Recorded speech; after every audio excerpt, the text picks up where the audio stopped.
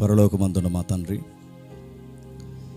మీ చిత్తము ఏమై ఉందో గతించిన వారం నుండి తండ్రి ధ్యానిస్తున్నాం. మీ లేఖనాల వెలుగులో మాతో మాట్లాడండి. క్రైస్తవ్యం అనేకమైన మూఢ పద్ధతులు, గుడ్డి ఆచారాలతో తండ్రి కొట్టుకుపోతుంది. అలాంటి జాబితాలో ఈ సంఘం ఉండకూడదని మీరు హెచ్చరించి అండి సత్యమును పునాదిగా మలచి మాతో ప్రతి వారము మీరు మాట్లాడుతున్నందుకు మీకు స్తుతులు స్తోత్రములు తండ్రి. వచ్చాము వెళ్ళిపోయామని కాకుండా, ఆదివారపు ఆచారపు భక్తులుగా కాకుండా తండ్రి, మీ గ్రంథము ఏమై ఘోషిస్తుందో, మీ గురించి తండ్రి ఏమి తెలియజేస్తుందో తండ్రి నేర్చుకునే ప్రయత్నం అందరము చేస్తున్నాం. ఇందులో చిన్నవారు, పెద్దవారు తండ్రి, యవ్వనులు, వృద్ధులు, నడి వయసులో ఉన్నవారు అందరూ తండ్రి ఈ సంగతులు వింటున్నారు తండ్రి. మా ఆలోచనలు తండ్రి వారి మీద రుద్దక తండ్రి, ఇది మీ ఆలోచనే అని స్థిరపరచడానికి, బలపరచడానికి తండ్రి ఈ వారం కూడా మీ సహాయము, మీ ఆత్మ యొక్క నడిపింపును మాకు అనుగ్రహిస్తారని కోరుతున్నాం తండ్రి. మా పరిస్థితులను, మా యొక్క తండ్రి కన్నీరును, ప్రతి విషయాన్ని మీ చేతులకు అప్పగిస్తూ, మా బలహీనతలను, మా దౌర్బల్యాన్ని తండ్రి మీ పాదాల చెంత పడవేస్తూ, అన్ని విధాలుగా తండ్రి మీకు లొంగిపోతూ క్రీస్తున్నామని ప్రార్థన సమర్పిస్తున్నాం తండ్రి. ఆమేన్. త్వరగా కొన్ని విలువైన సంగతులు విందాం. సరిగ్గా మనకి టైం అడ్జస్ట్ అవ్వట్లేదు, ఎందుకంటే మన ముందు వేరొక దైవజనుల కార్యక్రమం, వారి సంఘం నడవడం వలన మన టైం మేనేజ్మెంట్ చేయడం కొంచెం కష్టంగా ఉంటుంది. మీరు ప్రేయర్లో పెట్టండి. మనకు చాలా ఆలోచనలు ఉన్నాయి, వాటన్నిటి విషయంలో మీరు వ్యక్తిగతంగా సంఘానికి వచ్చి మీరు ప్రార్థన చేయండి. దేవుడు వాటన్నిటిని సమస్తము సమకూర్చి జరిగించేలాగానే మీ ప్రార్థనలో జ్ఞాపకం చేసుకోండి. కొన్ని రోజులు అంటే కొన్ని నెలలు మాత్రం ఈ సంఘ పరిస్థితులు మీరు అడ్జస్ట్ అవుతారని మనస్ఫూర్తిగా నేను ప్రేమపూర్వకంగా మిమ్మల్ని వేడుకుంటున్నాను. మాకు ఈ టైం ఏంటి, ఎలా పాలా లేకుండా ఏది కాని టైంలో ఏదో ఈనిందని అలా అనకుండా కొంచెం అర్థం చేసుకోండి మా పరిస్థితుల్ని. ఎందుకంటే మనం అంత కోటీశ్వరులను కాదు, లక్షాధికారులను కాదు, కోట్లు సూట్లు వేసుకుని కోట్లు దండుకునే రకం అసలు కాదు. మనకు ఆ పరిస్థితులు లేవు. మనం చేసి ఎవరిని అడగలేము. మనకు అలాంటి విషయాలు తెలియవు. అడిగినా కానీ మనకు అడగడం రాదు. అలాంటి మీరు అర్థం చేసుకొని టైం వచ్చినప్పుడు అన్నీ వస్తాయి. నేను ఎదురు చూస్తాను. ముఖ్యంగా నా పాస్పోర్ట్ కొరకు ప్రార్థన చేయండి. ఆ పాస్పోర్ట్ కానీ వస్తే నేను చెప్తాను, కాకినాడలో నేనే 70 స్థలాలు కొంటాను. దాని ఒక్కడి కొరకు ప్రార్థన చేయండి. తిరుగుతారు మొత్తం ప్రపంచ దేశాలన్నీ. అది త్వరలో జరుగుద్ది. దాని కొరకు మాత్రం ప్రార్థన చేయండి. ఓకే, త్వరగా కొన్ని విలువైన సంగతులు వింటాం. గతించిన వారం నుంచి దేవుని చిత్తం కనుగోవడం, గాడ్స్ విల్ ఆఫ్ గాడ్, దీని గురించి మనం ఆలోచిస్తున్నాం. వీటిని గురించి మనం ఆలోచిస్తున్నప్పుడు దేవుని యొక్క చిత్తాన్ని లేఖనాల వెలుగులో ఎలా నేర్చుకోవాలి, అన్ని సంఘాల వల్లే వచ్చాం వెళ్ళిపోవని కాకుండా కాస్త మన ఆధ్యాత్మిక జీవితం ప్రాక్టికల్గా, లాజికల్గా సమాజం ఎదుట కాస్త నలుగురు మనం చూసి నేర్చుకునే విధంగా మన లైఫ్ స్టైల్ ఉండాలి. ఆ విధంగానే జ్ఞానయుక్తంగానే తన బిడ్డలు ఉండాలన్నది జ్ఞానవంతుడైన దేవుని యొక్క చిత్తం. కాకపోతే దేవుని చిత్తం అనే ఆ ఒక్క పదాన్ని బఫర్ జోన్లో పడేసినట్టు ఒక జోన్కి పరిమితం చేశారు. అక్కడ ప్రాబ్లమెటిక్ విషయాలు రేజ్ అయిపోయాయి. మరి ఎలా వచ్చిందో, మరి అరకొర బైబిల్ చదివిన వాళ్ళు దీన్ని నేర్పించారో, లేకపోతే బైబిల్ చదవక పామర్లు దీన్ని అలవాట్లోకి తీసుకొచ్చారో, లేకపోతే అన్య సాంప్రదాయాల నుంచి కన్వర్ట్ అయిన కొంతమంది అవి వదలలేక కొంచెం ట్రాన్స్ఫార్మ్ చేసి ఇది కూడా క్రిస్టియన్ యొక్క వ్యూ అని నేర్పించేశారు. నాకైతే తెలియదు. కానీ మొత్తం మీద కొన్ని దశాబ్దాల, శతాబ్దాల కాలం దైవ చిత్తం అంటే ఇవి అని కొన్ని ప్రాక్టీసులు అలవాటు చేశారు. నా మాటలు అర్థమవుతున్నాయిగా. ఈ ప్రాక్టీసులు మనం తీసేయాలనుకున్న తీయలేం. పూర్వకాలం నుంచి మనుధర్మ శాస్త్రం అనేది అంబేద్కర్ లాంటి మహానుభావులు వచ్చి, ఫ్రీడమ్ ఫైటర్స్ వచ్చి దాన్ని ఎలాగైతే తగలబెట్టారో, ఇది విష సంస్కృతిని సొసైటీకి నేర్పిస్తుంది అని దాన్ని తగలబెట్టి బయటపడేసి ఇది ఉండడానికి వీల్లేదు, దీన్ని ఫాలో అవ్వకూడదు, ఇది రాజ్యాంగం ఉండడానికి వీల్లేదని చెప్పి రాజ్యాంగం వేరే ఉందని మనకు కావాల్సిన నిబంధనలు, ఆర్టికల్స్ అని రెడీ చేసి ఒక రాజ్యాంగాన్ని తయారు చేశారు. ఫైటర్స్ దాన్ని తగలబెట్టారు. కానీ చాలామంది కామెంటర్స్ ఏమంటారంటే మనుధర్మశాస్త్రాన్ని భౌగోళికంగా తగలబెట్టారేమో కానీ మానవ గుండెల్లో, ముఖ్యంగా భారతీయుల గుండెల్లో మనుధర్మశాస్త్రం ఇంకా బతికే ఉంది. అందుకే ఆ మనుధర్మశాస్త్రం ఇంకా బతికుంది కాబట్టే ఇంకా కుల ప్రస్తావన, ఆ మనుధర్మశాస్త్రం ఇంకా బతుకుంది కాబట్టే ప్రాంతాల ప్రస్తావన. ఆ మనుధర్మశాస్త్రం ఇంకా బ్రతుకుంది కాబట్టే ఆడ, మగ, చిన్న, పెద్ద, రాజు, పేదోడు, గొప్పోడు ఇలాంటి ఫిలాసఫీలు ఇంకా వస్తున్నాయంటే అది బయట తగలబడిందేమో కానీ ఎక్కడ తగలబడలేదు చెప్పండి. అది ఇంకా పనిచేస్తుంది, బతుకుతుంది. అది క్రీస్తును వెంబడిస్తున్నా కూడా ఆ జబ్బు పోవట్లేదంటే కారణం అది మనుషుల హృదయాల్లో కొన్ని శతాబ్దాల కాలం మానవులు దాన్ని అలవాటు చేసి అది మన గుండెల మీద ముద్రించినట్టు చేస్తారు. అది పోవడం అంత ఈజీ కాదు. అది క్రైస్ట్ను మనం ఎక్కువ ఫాలో అయితేనే అది పోతుంది. సరే, అలాగే అలాంటి మూఢ పద్ధతులు ఎలా అయితే మనుషులకు అలవాటు అయిపోయాయో ఈ అన్యులు ప్యాగన్ ప్రాక్టీస్లు ఏవైతే ఉన్నాయో ఈ ప్యాగన్ ప్రాక్టీస్లోంచి క్రిస్టియన్ యూలోకి తీసుకొచ్చేసి అవి కూడా అలవాటు పడిపోయారు. ఇదే గాడ్స్ విల్ అంటే అవి బయట పద్ధతులు, అవి వాక్యపు పద్ధతులు కాదు. మరి బయట పద్ధతులు వాక్యపు పద్ధతులు ఎలా అలవాటు చేశారంటే అలవాటు అయిపోయింది. నలుగురు చేశారనుకోండి, అదే నిజంగా. నలుగురు ఏది చేస్తే చెప్పండి అదే నిజం. 100 మంది ఎలా వెళ్తే అలానే వెళ్ళిపోతారు. 99 మంది నాశనం అయిపోతే మేము కూడా నాశనం అయిపోతాం అంటారు తప్ప, అరే ఒక్కటి స్టాండింగ్ తీసుకుని అరే ఇది వెళుతున్నది కరెక్ట్ అంటే కరెక్ట్ కదా. అందుకే మరి తెలుసు అంటారు, తెలియకంటారు తెలియదు, కానీ పెద్దలు మాత్రం ఒక కితాబ్ ఇచ్చారు. ఒక మొదటి గొర్రె ఎలా వెళ్తేనట మిగిలిన గొర్రెలన్నీ అలా పోయినాయి అంట. మీరు చూస్తున్నారు, కొన్ని వీడియోస్ సోషల్ మీడియాలో వస్తున్నాయి. ఆ కాపరి గొర్రె ముందు ఇలా పరిగెడుతున్నాడు, ఇలా పరిగెట్టి దానికి అగ్గంటే భయం, నీరంటే భయం. కానీ ఆ కాపరిని అది నమ్మి అది అలా ఇలా పరిగెట్టి ఆ కాపరి మొదటి గొర్రెని ఆ అగ్నిలో నుంచి దాటిస్తే మిగిలిన గొర్రెలన్నీ అగ్గిలోకి పోయినాయి. అదే అగ్గి రాదంటే ఆ గొర్రెకి అనవసరం. ఆ ముందు గొర్రె కాలిపోయింది, నేను కాలిపోయినా పర్లేదంతే. అది పెద్ద నది, అది దాటలేదు, దానికి నీరంటే భయం. మొదటి గొర్రెని తోసేస్తారు, తర్వాత గొర్రెలు వద్దన్నా దూకేస్తారు. అందుకే మన క్రైస్తవ్యాన్ని అనకూడదు. వాళ్ళు అంటున్న మాట నేను సపోర్ట్ చేయట్లేదు. మన క్రైస్తవ్యాన్ని ప్రభు అయిన యేసుక్రీస్తు వారు సాధు జీవులు అని పోల్చడానికి గొర్రెలుగా పోలిస్తే అదే గొర్రెలు అనే పదాన్ని బయట వాళ్ళు ఎటకారంగా మనల్ని పోలుస్తున్నారు లేదా? లాజిక్ ఉపయోగించం, నాలెడ్జ్ ఉపయోగించం. అది ఏం చేస్తున్నాం? సొసైటీలో కేవలం దేవుడిని నమ్ముకున్నామన్న వర్డ్ ఉపయోగించి అన్ని దేవుడే చేస్తాడని గాల్లో దీపాలు పెడుతున్నామా లేదా? ఇది మన మిస్టేక్, ఇది మన బ్లండర్ మిస్టేక్. గుర్తుపెట్టుకోండి, దేవుడు చేసేది కాదు. పైగా మనం చేయాల్సినవని చేసే దేవా ఇది నీ చిత్తం కాదని ముందే చెప్పాలి కదా అంటే, బేటా నీకు ముందే చెప్పాడా, నీకు అర్థం కాలేదని బైబిల్లో ఆయన చెప్తున్నాడు. బేటీ నీకు ముందే చెప్తున్నాడు, నీకు అర్థం కాదు ఆయన ముందే చెప్తున్నాడు. మనం చెవి ఎక్కడ పెట్టాం, కళ్ళు ఎక్కడ పెట్టాం, మన లాజిక్స్ ఎక్కడ పెట్టాం, మన ప్రజెన్స్ ఏమైపోయింది? ఎందుకంటే బైబుల్ని తాత్కాలికంగా స్కూల్ పిల్లలు టెక్స్ట్ బుక్ పట్టుకున్నట్టు మనం కూడా ఆదివారం టెక్స్ట్ బుక్ మాదిరి కూడబట్టుకుని వస్తాం తప్ప చేతులు అది లేకపోతే ఏదో లేదన్న ఫీలింగ్ మనకు. అందుకే తెస్తాం. దాన్ని చదవడానికి అయితే మాత్రం చెప్పండి తేవం. చెబుతున్నోడు ఏం చెబుతున్నాడు? ఇతను చెబుతున్న వాక్యము వాక్యానుసారమా, ఇతగాడు చెబుతున్నది వాక్యానికి సరిదూగుతుందని పరీక్షించే జ్ఞానయుక్తమైన బిలీవర్స్ ఏరి. అందుకే సంఘాల పుట్టగొడుగుల్లో పుట్టుకొస్తున్నాయి. ఈ మాట నేను అంటున్నందుకు నన్ను క్షమించండి. సంఘాల పుట్టగొడుగుల్లో పుట్టుకొస్తున్నాయి. లింగుమని బోర్డర్ స్కూల్లో చదవలేనోడు కూడా దేవుని చిత్తం అని చెప్పి ఎటకారపు పద్ధతులను నేర్పిస్తే అది పెద్ద తన్మయత్నం పద్ధతి అనుకుని నేర్చుకుంటున్నారు. ఈ మాటలు నేను అనకూడదు, కానీ తప్పదని అంటున్నాను. ఎందుకంటే అలవాటు చేసేసారు. కొంతమంది మెయిన్ లైన్ స్పీకర్స్ ఉన్నారు, పెద్దవారు, తెలుగు రాష్ట్రాలకు బాగా అలవాటు పడిపోయిన వారు. ఈ మాట నేను అంటున్నాను, ఏమో తప్పుగా అనుకోకండి. వాళ్ళు లోకల్ స్టడీలో సరి అయిన పునాదులు కూడా లేవు వాళ్ళకి. వాళ్ళు అన్యుల నుంచి మారిన వాళ్ళు కనుక వాళ్ళు ఏమంటారంటే, అరే నువ్వు విశ్వాసము చేత నమ్మి ఒక పదాన్ని ఉచ్చరించావంటే దేవుడి పైనుంచి తదాస్తు అనడు కానీ ఆమెన్ అంటాడట, నీ బొంద అంటాడు. ఈ తదాస్తు అనే పదం ఎక్కడది? వాళ్ళు ఉన్నారు కదా దేవుళ్ళు, ఈ జమిని పొట్టోళ్ళు. మీకు చెప్పాను ఒకసారి, మన పైన చర్చిలో జరుగుతున్నప్పుడు వాళ్ళని ఏదో అంటారు, పదం మర్చిపోయాను నేను. వాళ్ళు తదాస్తు దేవతలు అంటారు. ఇద్దరు ఉంటారు, ట్విన్స్. మన పౌలు గారు స్వస్తిక్ గుర్తు మీద వాడ ప్రయాణం చేసిన అపోస్తుల గారిలో ఉంటుంది స్వస్తిక్ గుర్తు. ఆ స్వస్తిక్ ఒక ఫిలాసఫీ, ఆ ఫిలాసఫీకి దేవుళ్ళు, ఆ దేవుళ్ళు సూర్యుడు పుడతారు. ఆ సూర్యుడు పుట్టిన ఇద్దరు ట్విన్స్. ఆ ట్విన్స్ని వాళ్ళని ఏమంటారంటే గుర్రం మోకాలు ఉంటాయి వాళ్ళకి. ఆ గుర్రం మోకాలు ఉన్న దేవుళ్ళు తదాస్తు దేవుళ్ళు అంటారు. అంటే మనం ఏదైనా ఉచ్చరిస్తే ఎక్కడే తిరుగుతారంటే ఇక పని పడలేదు వాళ్ళకి.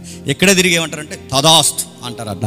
ఈ ఫీలింగ్ మనకి ఎక్కడ తెచ్చి చెప్పినా క్రిస్టియన్లు తెచ్చి అలా అనకరా, నువ్వు మంచే మాట్లాడు, నీ మాట విశ్వాసంతో నువ్వు మంచిది మాట్లాడకపోతే అదే జరిగిపోద్దన్న గుడ్ ప్రాక్టీస్ తెచ్చిన వాళ్ళు ఉన్నారు. దాన్ని పెద్ద స్టేటస్లో ఆయన చెప్తుంటే పెద్ద స్టేటస్లో పెట్టే తెంగరోళ్ళు ఉన్నారు బిలీవర్స్. నాకు తెలుసు, ఆయనకి సరిగా తెలియదు. ఆయన ఎవరైనా అడగండి. వాళ్ళకి డాక్టరీన్స్ తెలియవు, థియాలజీ తెలియదు. అరే క్రమానుగతంగా ఒక సిస్టమేటిక్గా బైబిల్ స్టడీ అంటే తెలియదు. థియాలజీ చదవంటారు అంటే ఏమంటారు చెప్పిన, ఈ ముదిరిపోయిన బెండకాయలన్నీ మాకు థియాలజీ లేదు, మాకు నీలాలజీ వచ్చాడు. నీలాలజీ అంటే మాకు మోకాల ప్రార్థన తప్ప ఇంక మేము బైబిల్ మోకాల ప్రార్థన ఎవడొద్దన్నాడు, మేము వద్దన్నామా, మేము చేయొద్దన్నామా? మోకాల ప్రార్థన వద్దని బైబిల్ చెప్పింది. మోకాల ప్రార్థన ఎంత అవసరమో బైబిల్ స్టడీ కూడా అంత అవసరం. గుర్తుపెట్టుకో, బైబిల్లో ఏముందో నీకు తెలియకపోతే, ఆ దేవుడు ఏంటో నీకు తెలియలేనప్పుడు, మరలా బైబిల్లో ఏముందో నీకు తెలియకపోతే, ఆ బైబిల్లో దేవుడు ఏమన్నా నీకు తెలియకపోతే, నువ్వు మోకాళ్ళు వేసి అదే దేవుడితో నీ తలకాయ నువ్వేం మాట్లాడతావు? ఆయన ఇష్టం ఏంటో, ఇష్టం కానిదేంటో ఇందులో నుంచి నువ్వు నేర్చుకోకపోతే నువ్వు మోకాళ్ళు వేసిన తర్వాత ఏం మాట్లాడతావు? నీ పక్కింటి ప్రెసిడెంట్ అనుకుంటున్నావా, నీ ఈదులో పొల్లయ్య అనుకుంటున్నావు, ఏది పడితే అది మాట్లాడడానికి. ఆయనతో ఏం మాట్లాడతావు? ఆయన ఏంటో నీకు తెలియనప్పుడు, ఆయన క్యారెక్టర్ ఇది, ఆయన నేచర్ ఇదని నీకు తెలిసినప్పుడు ఏం అడగాలో ఏం అడగకూడదు నీకు ఎక్కడ ఇన్ఫర్మేషన్ ఉంది? బ్లూ ప్రింట్ ఉందిగా బైబిల్. ఇది చదివితేనే నీకు అర్థమవుద్ది. అది చదవకుండా నేను మోకాళ్ళేసి ఆయనతో మాట్లాడతాను, నాకు బయలుపరుస్తాడు. ఏం బయలుపరుస్తాడు? నీ కాన్సెప్ట్ చెప్తున్నది మాత్రమే బయలుపరుస్తుంది అనుకుంటావు. అది నీ కాన్సెప్ట్ చెప్తుంది, దేవుడు చెప్పలేదు. అందుకే ఇలాంటి విషయాలు, ఇవి సున్నితమైన సబ్జెక్టులు. వీటిని డీల్ చేస్తున్నప్పుడు అర్థం చేసుకునే దానికన్నా చెబుతున్న మనల్ని చెప్పండి అపార్థం చేసుకుంటారు. దైవ చిత్తానికి మనం వ్యతిరేకమా? దేవుని చిత్తం తెలుసుకోవద్దని మనం అంటామా? దైవ చిత్తం ఏముందో దానికి ఒక క్లారిటీ ఉంది, బిబిలికల్గా ఒక సబ్జెక్ట్ ఉంది. ఆ బిబిలికల్ వ్యూ నీకు తెలియకపోతే నువ్వు ప్యాగన్ ప్రాక్టీస్లో అంటే అన్యుల పద్ధతుల్లోనికి నువ్వు తీసుకుపోవడమే కాదు, వీళ్ళందరినీ మంటగలిగి పాడేస్తావు. అందుకే ఆ జాబితాలు మీరు ఉండకూడదు. కాస్తంత మీరు తెలుసుకోవాలనే ఇవన్నీ నేను చెప్తున్నాను. ఒకసారి లాస్ట్ వీక్ క్లాస్ మీకు జ్ఞాపకం చేస్తాను. కొన్ని పద్ధతులు తెర మీద తీసుకొచ్చారు. ఆ మొదటి పద్ధతి మనకు తెలుసు, ఇన్నర్ పీస్. అంటే తెలియని ఒక మనశ్శాంతి ఉంటుంది లోపల అంటారు. నేను అంటలేదు, వాళ్ళు అంటారు. అంటే ఇది దైవ చిత్తమా కాదా? ఇప్పుడు రేపు పొద్దున మా ఇంట్లో ఏదో కార్యక్రమం జరుగుతుంది అనుకోండి, అది దైవ చిత్తం కాకపోతే నాకు ఎలా ఉంటుంది అన్నమాట వాళ్ళ వ్యూలో. మీకు అర్థమవుతుంది? అర్థమైనట్టు చూడండి. వాళ్ళ వ్యూలో ఏంటంటే, రేపు కార్యక్రమం జరుగుతుంది మా ఇంట్లో రేపు కార్యక్రమం జరుగుతున్నప్పుడు ఇది దైవ చిత్తమా కాదా తెలుసుకోవడానికి నా ఇన్నర్ సోల్ లేదా నా ఇన్నర్ వాయిస్ ఒకటి చెప్తుంది అనమాట. అలా అంటారు. ఆ ఇన్నర్ వాయిస్ ఏంటంటే అది గలిబిలి కాకుండా మనశ్శాంతిగా నిమ్మలంగా ఉండి అంత పీస్ఫుల్గా నడుస్తుంది అనుకోండి, అది దైవ చిత్తం అనమాట. లేదు, రేపు జరగబోయే కార్యక్రమానికి ఈరోజే నాకు ఆందోళన స్టార్ట్ అయిపోయింది అనుకోండి, అది దైవ చిత్తం కాదు. అంటే ఇన్నర్ సోల్లో గలిబిలు స్టార్ట్ అయితే దేవుని చిత్తం కాదు. గలిబిలు స్టార్ట్ అవ్వకపోతే చెప్పండి, ఇది ఒక ప్రాక్టీస్ ఉంది తెలుసా? ఎందుకు నాకు టెన్షన్గా ఉందంటే అది పెద్దమ్మ. ఎందుకు టెన్షన్గా ఉంది పెద్దమ్మ అంటే డబ్బులు లేవని చెప్పదు ఫంక్షన్కి. నాకు ఎందుకో టెన్షన్గా ఉంది అంటే అది పెద్దమ్మ. డబ్బులు లేవని చెప్పచ్చుగా, అది చెప్పదు. ఎందుకో నాకు టెన్షన్గా ఉందంటే ఆ టెన్షన్ అంట దైవ చిత్తం కాదని చెప్తుందంట. నువ్వు తగునమ్మా అని ఎదురింటోళ్ళని వాతలు వేసుకుని వాళ్ళని చూసి వీళ్ళని చూసి వాళ్ళు చేసినట్టు ఫంక్షన్ చేయాలని తగునమ్మా అని తయారైపోయావు. వాళ్ళు చేసినట్టు ఫంక్షన్ చేయాలని తయారైపోయి ఇప్పుడు నీకు టెన్షన్ వచ్చి డబ్బులు ఎక్కడ అప్పు పుట్టక ఇప్పుడు నీకు టెన్షన్ వచ్చి నువ్వేమంటావు? ఇది దైవ చిత్తం కాదేమో అని కార్యక్రమం ఆపేస్తాడు. నీ మిచ్చిరెడ్డి పంపించాలి నీకు. మళ్ళీ చెప్తున్నాను, నీకు ఏం అడుగుతున్నాను, నీకు ప్లానింగ్ లేదు, ఒక యాక్షన్ లేదు. దేవుడు ఏమన్నాడంటే, ఒక ఇల్లు కడుతున్నప్పుడు నీ దగ్గర ధనం ఉందో లేదో చూసుకోవాలని చెప్పాడా లేదా? ప్రాజెక్ట్ స్టార్ట్ చేసినప్పుడు నీ దగ్గర తగిన పెట్టుబడి ఉందో లేదో ఇది నీ లాజిక్, ఇది మినిమం కామన్ సెన్స్ అంటారు దీన్ని. నేను ఏమీ లేదండి, నా ప్రిపరేషన్ ఏమీ లేదు, నాకు గాల్లో నుంచి మన్నా కురిసినట్టు నాకు అలా కాగితాలు పడిపోతాయంటే, ఏమని చెప్తున్నాను, నీకు అలా మన్నా కురిసినట్టే నీ కాగితాలు అలా పడిపోవాలంటే మన్నా ఎక్కడ కురిసింది అక్కడ నడు. ఎక్కడ కురిసింది? అరేబి ఎడారిలో. ఆ ఎడారులు అంటే అదే మిరాకిల్ నీకు జరగాలంటే అదే ఏరియా ఉండాలి, అదే ఏరియాలో అవే పరిస్థితులు ఉండాలి. అక్కడ నిలబడు. నేను మిరాకిల్ ఒక్కటే తీసుకుంటానండి, హిస్టరీ నాకు అవసరం లేదు, ఏరియా నాకు అవసరం లేదంటే నేను అడుగుతున్నాను, నీకు ఎవరయ్యా బైబిల్ ఇలా చెప్పింది? నేను అడుగుతున్నాను, బైబిల్ అడుగుతుంది. ఇలాంటి పద్ధతులు తీసుకొచ్చారు. ఇన్నర్ పీస్ అంటే ఇన్నర్ పీస్లో నుంచే దేవుడి చిత్తమని నువ్వు అనుకుంటే, లాస్ట్ వీక్ మనం కౌంటర్ వేస్తాం. ఆ లాస్ట్ వీక్ కౌంటర్ ఏంటంటే, పాటలు పాడే మనం, సువార్త అలవాటు లేని మనకి ఇప్పటికి వచ్చి మీలో ఎవరినన్నా 10 నిమిషాలు వాక్యం చెప్పమంటే మీరు ఏమంటారు చెప్పండి? ఏమంటారు? వచ్చే వారం బతుకుంటే బలుసాగా తిందామంటారు. ఇంకా ఈ టెన్షన్తో 10 నిమిషాలు చచ్చిపోతారు మీరు. ఇక్కడ పాట పాడమంటే పాడతారు, వాక్యం చెప్పమంటే చెప్పగలరా? ఆ వాక్యం చెప్పాలంటే ప్రాక్టీస్ ఉండాలి. ఇప్పుడు అడుగుతున్నాను, టెన్షన్ వచ్చేస్తుంది, ఇక్కడికి వచ్చిన తర్వాత షర్ట్ అంతా తడిసిపోద్ది, మీ డ్రెస్ అంతా తడిసిపోద్ది, మీరు చెప్పలేరు. దేవుని చిత్తం సువార్త ప్రకటించడమా కాదా? మరి దేవుని చిత్తం సువార్త ప్రకటించడం అయినప్పుడు మరి అదే చిత్తాన్ని నెరవేరుస్తున్నప్పుడు నీకు టెన్షన్ వస్తుంది, ఆందోళన వస్తుంది, ఇన్నర్ పీస్ టెన్షన్ ఉన్నప్పుడు అది దేవుని చిత్తం కాదంటావా? ఇది కౌంటర్ వేయండి అలాంటి పద్ధతులు ఎవరైనా చెప్తే. రెండవది, దేవుని చిత్తం అంటే మనశ్శాంతి ఉంటుంది అనుకుంటే, గెత్సేమనే వనములో ప్రభు అయిన యేసుక్రీస్తు వారు ప్రార్థన చేసినప్పుడు ఆయనకి మనశ్శాంతి ఉందా? చెమట రంధ్రాల నుంచి ఏమొచ్చింది చెప్పండి? బ్లడ్ వచ్చింది, బీపీ లెవెల్స్ పెరిగిపోయాయి. ఆ రోజుల్లో బీపీ చెక్ చేసే డాక్టర్ అక్కడ లేడు, కానీ ఆ డాక్టర్ అన్నవాడు అక్కడ ఉండి ఆయన చెక్ చేస్తే ఆ చెక్ చేసినోడికి వస్తుంది బీపీ. అంత టెన్షన్ వచ్చింది ఆయనకి. అంత టెన్షన్ దేని పట్ల అంటే, పరలోకమందున్న మా తండ్రి, నీ చిత్తము ఇదే అయితే ఈ పాత్ర నా యొద్ద నుంచి తొలగడం నీ చిత్తము కాకపోతే నీ చిత్తమే సిద్ధించుగాక. ఇప్పుడు ప్రభు చిత్తం ఏంటి? అది తొలగపోతే బాగుండు. అదే కదా ఆయన ప్రేయరు, అది తొలగపోతే బాగుండు. అది తొలగపోతే బాగుండు అని ఆయన ఎందుకు ప్రేయర్ చేస్తున్నాడు? ఆయన ఎందుకు ప్రేయర్ చేస్తున్నాడు అంటే, ఆ గడియలు సుమారు 6 గంటలు లేదా 6 గంటలు, ఆయన 9 గంటలు సిలివేస్తే 3 గంటలకి ఆయన మరణించాడు. ఈ 6 గంటలు తండ్రికి పూర్తిగా దూరం అయిపోతాడు. 6 గంటలు పూర్తిగా తండ్రికి దూరం అయిపోవడం ఆయనకి ఇష్టం లేదు కనుక, ఆ పాత్ర 6 గంటలు ఎత్తుకోవడం ఆయనకి ఇష్టం లేక, నీ చిత్తమైతే ఈ పాత్ర తీసే ప్రభు అన్నాడు. అయినను ఇది నీ చిత్తమైతే, ఈ పాత్ర ఎత్తుకోవడమే నీ చిత్తమైతే నీ చిత్తమే సిద్ధించగాకని టెన్షన్తో ఆయన సిలువెక్కాడా లేదా? ఇప్పుడు చెప్పండి, టెన్షన్ ఉంటే దేవుని చిత్తం కాదు, టెన్షన్ లేకపోతే దేవుని చిత్తం అంటే, మరి గెత్సేమనే వనంలో ప్రభు అయిన యేసుక్రీస్తు వారికి చాలా టెన్షన్ ఉంది. ఏం చేస్తావు? ఆ రిఫరెన్స్ని ఏం చేస్తావు? ఆ కాంటెక్స్ని ఏం చేస్తావు? మీ పద్ధతులు, అదిగా అంటున్నాను, మీ పద్ధతులు ప్యాగన్ ప్రాక్టీస్లు, అన్యుల పద్ధతులు వాక్యం దగ్గరికి తేకుండా మీ ఇష్టం వచ్చినట్టు క్రైస్తవ్యానికి అలవాటు చేస్తే, దేవుడు ప్రాక్టీస్ నేర్పించినోడిని, ప్రాక్టీసులు చేస్తున్న వాడిని అదే పరిస్థితుల్లో లెక్కండా కొట్టడా? ఇలా ఎలా జరిగింది ప్రభు అంటే, అలా చేసే కాబట్టి ఇలా జరిగింది అంటాడు ఆయన. గుర్తుపెట్టు, అలానే జరుగుద్ది. రెండవది దేవుని చిత్తం అనగానే వీళ్ళేం చేశారు? డైలీ పోర్షన్లో నుంచి, అంటే డైలీ బైబిల్ స్టడీ పోర్షన్స్ చదువుతాంగా అధ్యాయాలు, అందులోంచి ఒక రెఫరెన్స్ తీసుకుని, ఆ రెఫరెన్స్ ఏదో ఒక ఏలు ఇలా పెట్టి కళ్ళు మూసుకుని పెడతానమాట. నెంబర్లాట ఆడేవాళ్ళం కదా చిన్నప్పుడు స్కూల్లో, అలా నెంబర్లాట పద్ధతి ఇలా కళ్ళు మూసుకొని టక్కని కొడితే నాకు 95 వస్తే నేను 95, ఆడికి 85 వస్తే ఆడికి 85, ఇదో పద్ధతి ఆడేవాళ్ళంగా. అలాంటి డైలీ పోర్షన్ పద్ధతి ఏదో తీసుకొచ్చి నేను ప్రేయర్ చేసుకుని లోపల చిన్న ప్రేయర్ చేస్తాను అనమాట. ఆ ప్రేయర్ చేసి నా ఏలుని ఇలా పెడితే ఆ ఏలు చూపించిన విషయాన్ని బట్టి నేను చేస్తాను. ఏం చూపించాలి అంటే, నేను ప్రేయర్ లోపల చేసుకుంటాను. రేపు నేను హైదరాబాద్ వెళ్ళాలి అనుకోండి, హైదరాబాద్ వెళ్ళాలా వద్దని నేను ప్రేయర్ చేసుకుని బైబిల్ని ఇలా కొట్టి ఇలా ఏలెడతాను అనమాట. అలా ఏలెట్టిన వెంటనే అప్పుడు బైబిల్ ఇలా ఉంటుంది. ఏమంటే, అంతటా అతడు లేచి బయలుదేరి వెళ్ళాను. ఎవరు? హైదరాబాదా? అంతటా అతడు లేచి అతడు బయలుదేరి వెళ్ళిన. ఎక్కడికి? హైదరాబాదా? ఆ సందర్భం అయితే ఇందాక తమ్ముడు చెప్పాడు. ఆ సందర్భం ఎక్కడిది? అబ్రహాం దగ్గరది. ఎక్కడి నుంచి బయలుదేరి? ఆ ఊరు వదిలేసిపోయాడు. నువ్వు పో, ఆ రెఫరెన్స్ పెట్టుకుని నీ ఊరు వదిలే, నీ ఆధార్ కార్డు బంద్ చేసే, అడ్రస్ మార్చేయి, నీ స్వజల్ని, నీ ఇంటి వారిని అందరూ వదిలే. ఆ రెఫరెన్స్ నువ్వు అప్లై చేసుకోవాలంటే, అంతటా అతడు బయలుదేరి వెళ్ళంటే అతడు అంటే అక్కడ ఎవరు? టెక్స్ట్లో అబ్రహాం. ఏ వదిలి బయలుదేరాడు? వాళ్ళ ఊరు వదిలేస్తాడు. ఎక్కడికి వదిలేడు? కానాను భూభాగానికి వెళ్ళాడు. నువ్వు హైదరాబాద్ పోయి ఇక్కడ రాక ఎక్కడికి నడుతుంది. ఏ టెక్స్ట్ అప్లై చేసుకుంటావు అంటే, నీకు పద్ధతి, ఒక చిత్తం అంటే నీ ఇష్టం వచ్చినట్టు అన్నీ తెలిసి నీ డైలీ వెర్సెస్లోంచి ఒక ఏలెట్టుకుని చదివేసేది నా కోసం అంటే నీ కోసమేలే, కానీ నువ్వు అనుకున్నట్టు అది నీ కోసము అలా లేదు. నీ కోసం ఉంది కానీ నీ కోసం అలా లేదు. దాన్ని అర్థం చేసుకుని చదువు. ఇదొక ప్రాక్టీస్, ఇదొక ప్యాగన్ ప్రాక్టీస్. మరొక ప్రాక్టీస్ మనకు తెలుసు. ఎవరు హాస్పిటల్లో ఉన్నారట, ఆయన బతుకుతాడా బతకడాన్ని బయట ఉన్న బంధువు బామ్మర్ది చాలా టెన్షన్ అయిపోయాడట. మా బావ బతుకుతాడా బతకడా ప్రవ్వా, నీ వాక్యంలో నుంచి నాకు బతుకుతాడో బతకడో నాకు ఏదో ఒకటి చెప్పు ప్రవ్వా అని ఇలా కొట్టి తీస్తే యెషయా గ్రంథం 53వ అధ్యాయం వచ్చిందట. ఆ 53వ అధ్యాయంలో ఏముంది? అంతటా తన శ్రమ నొందినవాడే, గాయముల చేత మత్తబడినవాడే, ఆయన ఆ అనేకులైన దొంగల మధ్య మరణించిన సందర్భాలు ఉన్నాయిగా. ఆయన మరణించిన అధ్యాయం అయ్యేసరికి ఆయన మరణిస్తాడు. ఆ అధ్యాయంలో ఆయన మరణించాడు కనుక డిసైడ్ అయిపోయాడట, ఇక వైద్యం గట్ట ఏమవుతుంది డాక్టర్ గారు, ఇంకా మాకు అర్థమైపోయింది, మా దేవుడు మాకు చెప్పేశాడు, ఇంక మేము బిల్లులు కట్టం, ఇంకా రేపు చచ్చిపోయాడు, ఈరోజు తీసిపోయారంట. కొన్ని బతుకుతాడు లేదు ఎవడో తెలిసి అడుగుతున్నాను.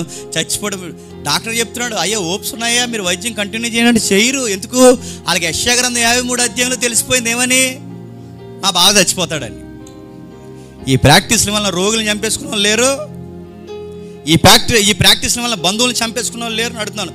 పనికి మాల పద్ధతులకి ప్రాణాలు పోయిన పరిస్థితులు లేవా? ఇదొక పద్ధతి. మరో పద్ధతి ఉంది. మరో పద్ధతి చెప్తున్నా, సూచనలు అడగడం. సూచనలు తెలుసు కదా మీకు, లాస్ట్ వీక్ అయింది. నేను జస్ట్ బౌండరీస్ మీకు జ్ఞాపకం చేస్తున్నాను. ఏవైతుందో లాస్ట్ వీక్ చూసిన అడుగుతున్నారు సైన్, ఏదో గుర్తు కావాలి, ఏదో గుర్తు కావాలంటే ఇలా గుర్తులనగానే టక్కని గుర్తొచ్చేది ఎవరంటే, ఒకటి ఎబినేజర్ గుర్తొచ్చేస్తాడు, రెండు గిద్యోని గుర్తొచ్చేస్తాడు. ఎబినేజర్ అంటే ఎవరు? మీకు ఎబినేజర్ పాట తప్ప ఎబినేజర్ తెలీదు.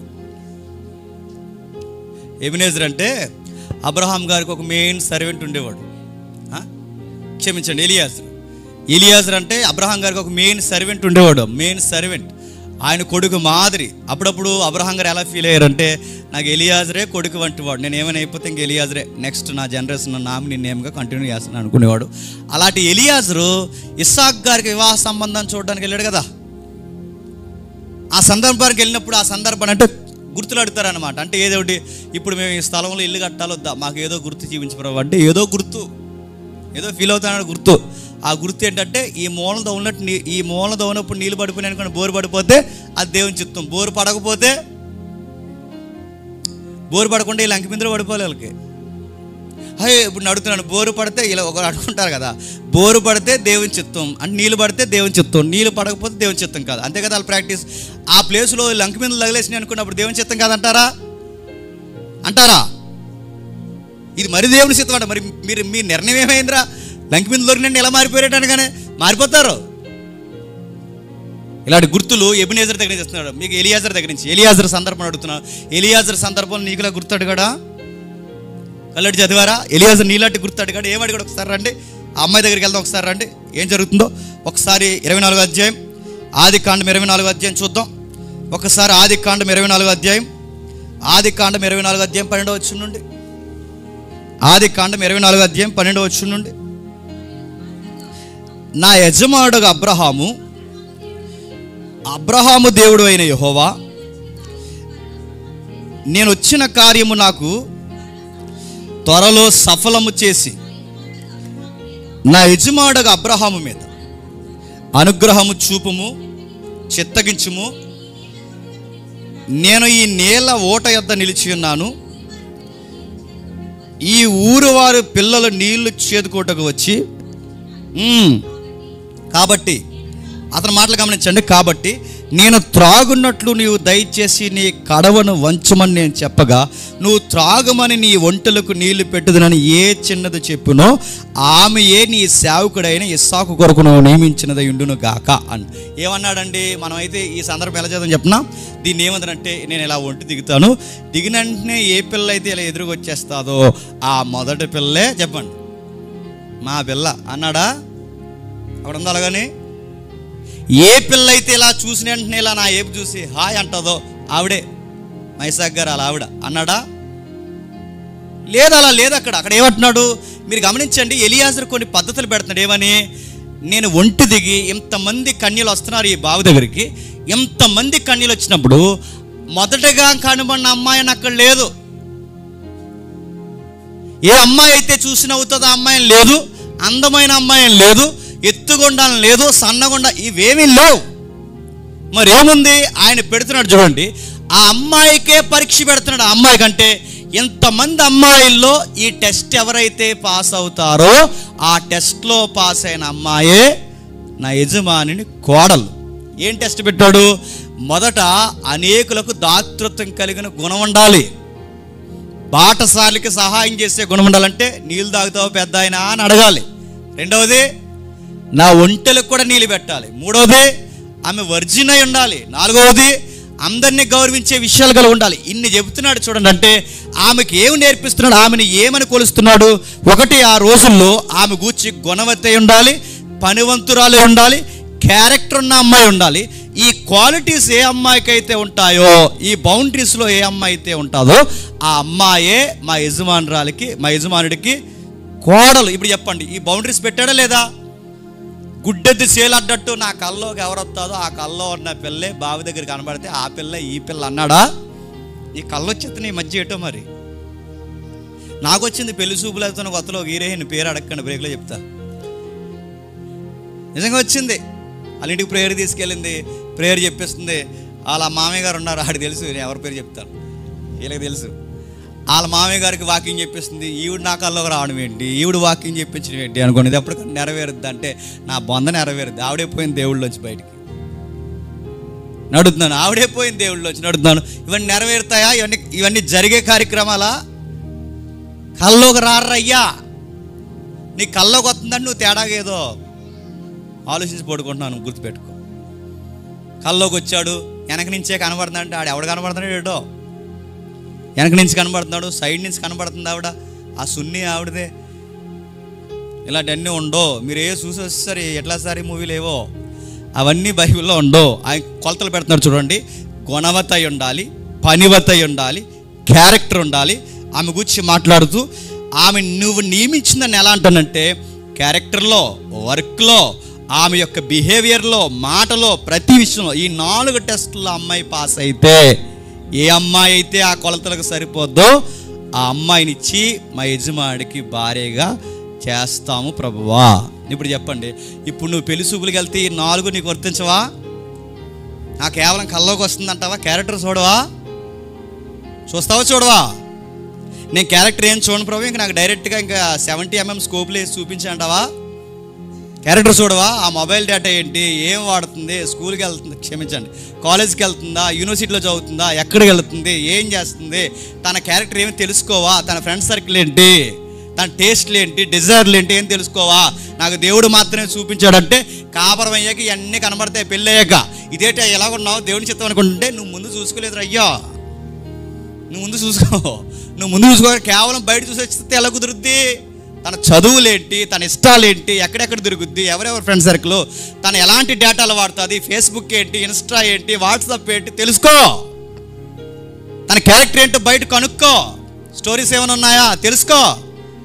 ఇవేం తెలుసుకోకుండా నాకు ఎదురుగా కనబడుతుంది, కల్లోకి వస్తుందంటే నీ కళే మిగులుద్ది. గుర్తుపెట్టుకో, రాసి పెట్టుకో, నీ కళే నీ జీవితం పగటికల్లా అయిపోద్ది అనుకుంటున్నాను. ఆయన కలవలేదా అని అడుగుతున్నాను. ఎలియాజర్ కొలవలేదా? ఎలియాజర్ కొలిసాడు లేదా? క్యారెక్టర్ ఉన్న అమ్మాయి కాదని కొలిసాడా లేదా? నేను ఈ మాట అనకూడదు, నాకు క్షమించండి, దేవుడు నాకు క్షమించను గాక. ఒకవేళ రెబెక్కాకి క్యారెక్టరే లేకపోతే సంబంధం ఓకే చెప్తాడా? తల్లికి క్యారెక్టర్, ఆ రెబెక్కమ్మకి క్యారెక్టర్ లేకపోతే ఎలియాజర్ ఆ సంబంధం ఓకే చేస్తాడా? ప్రేయర్ బాగా చేస్తుందండి, క్యారెక్టర్ మాత్రం కొంచెం లూజ్ అంటే చేస్తాడా? అస్సలు చేయడు.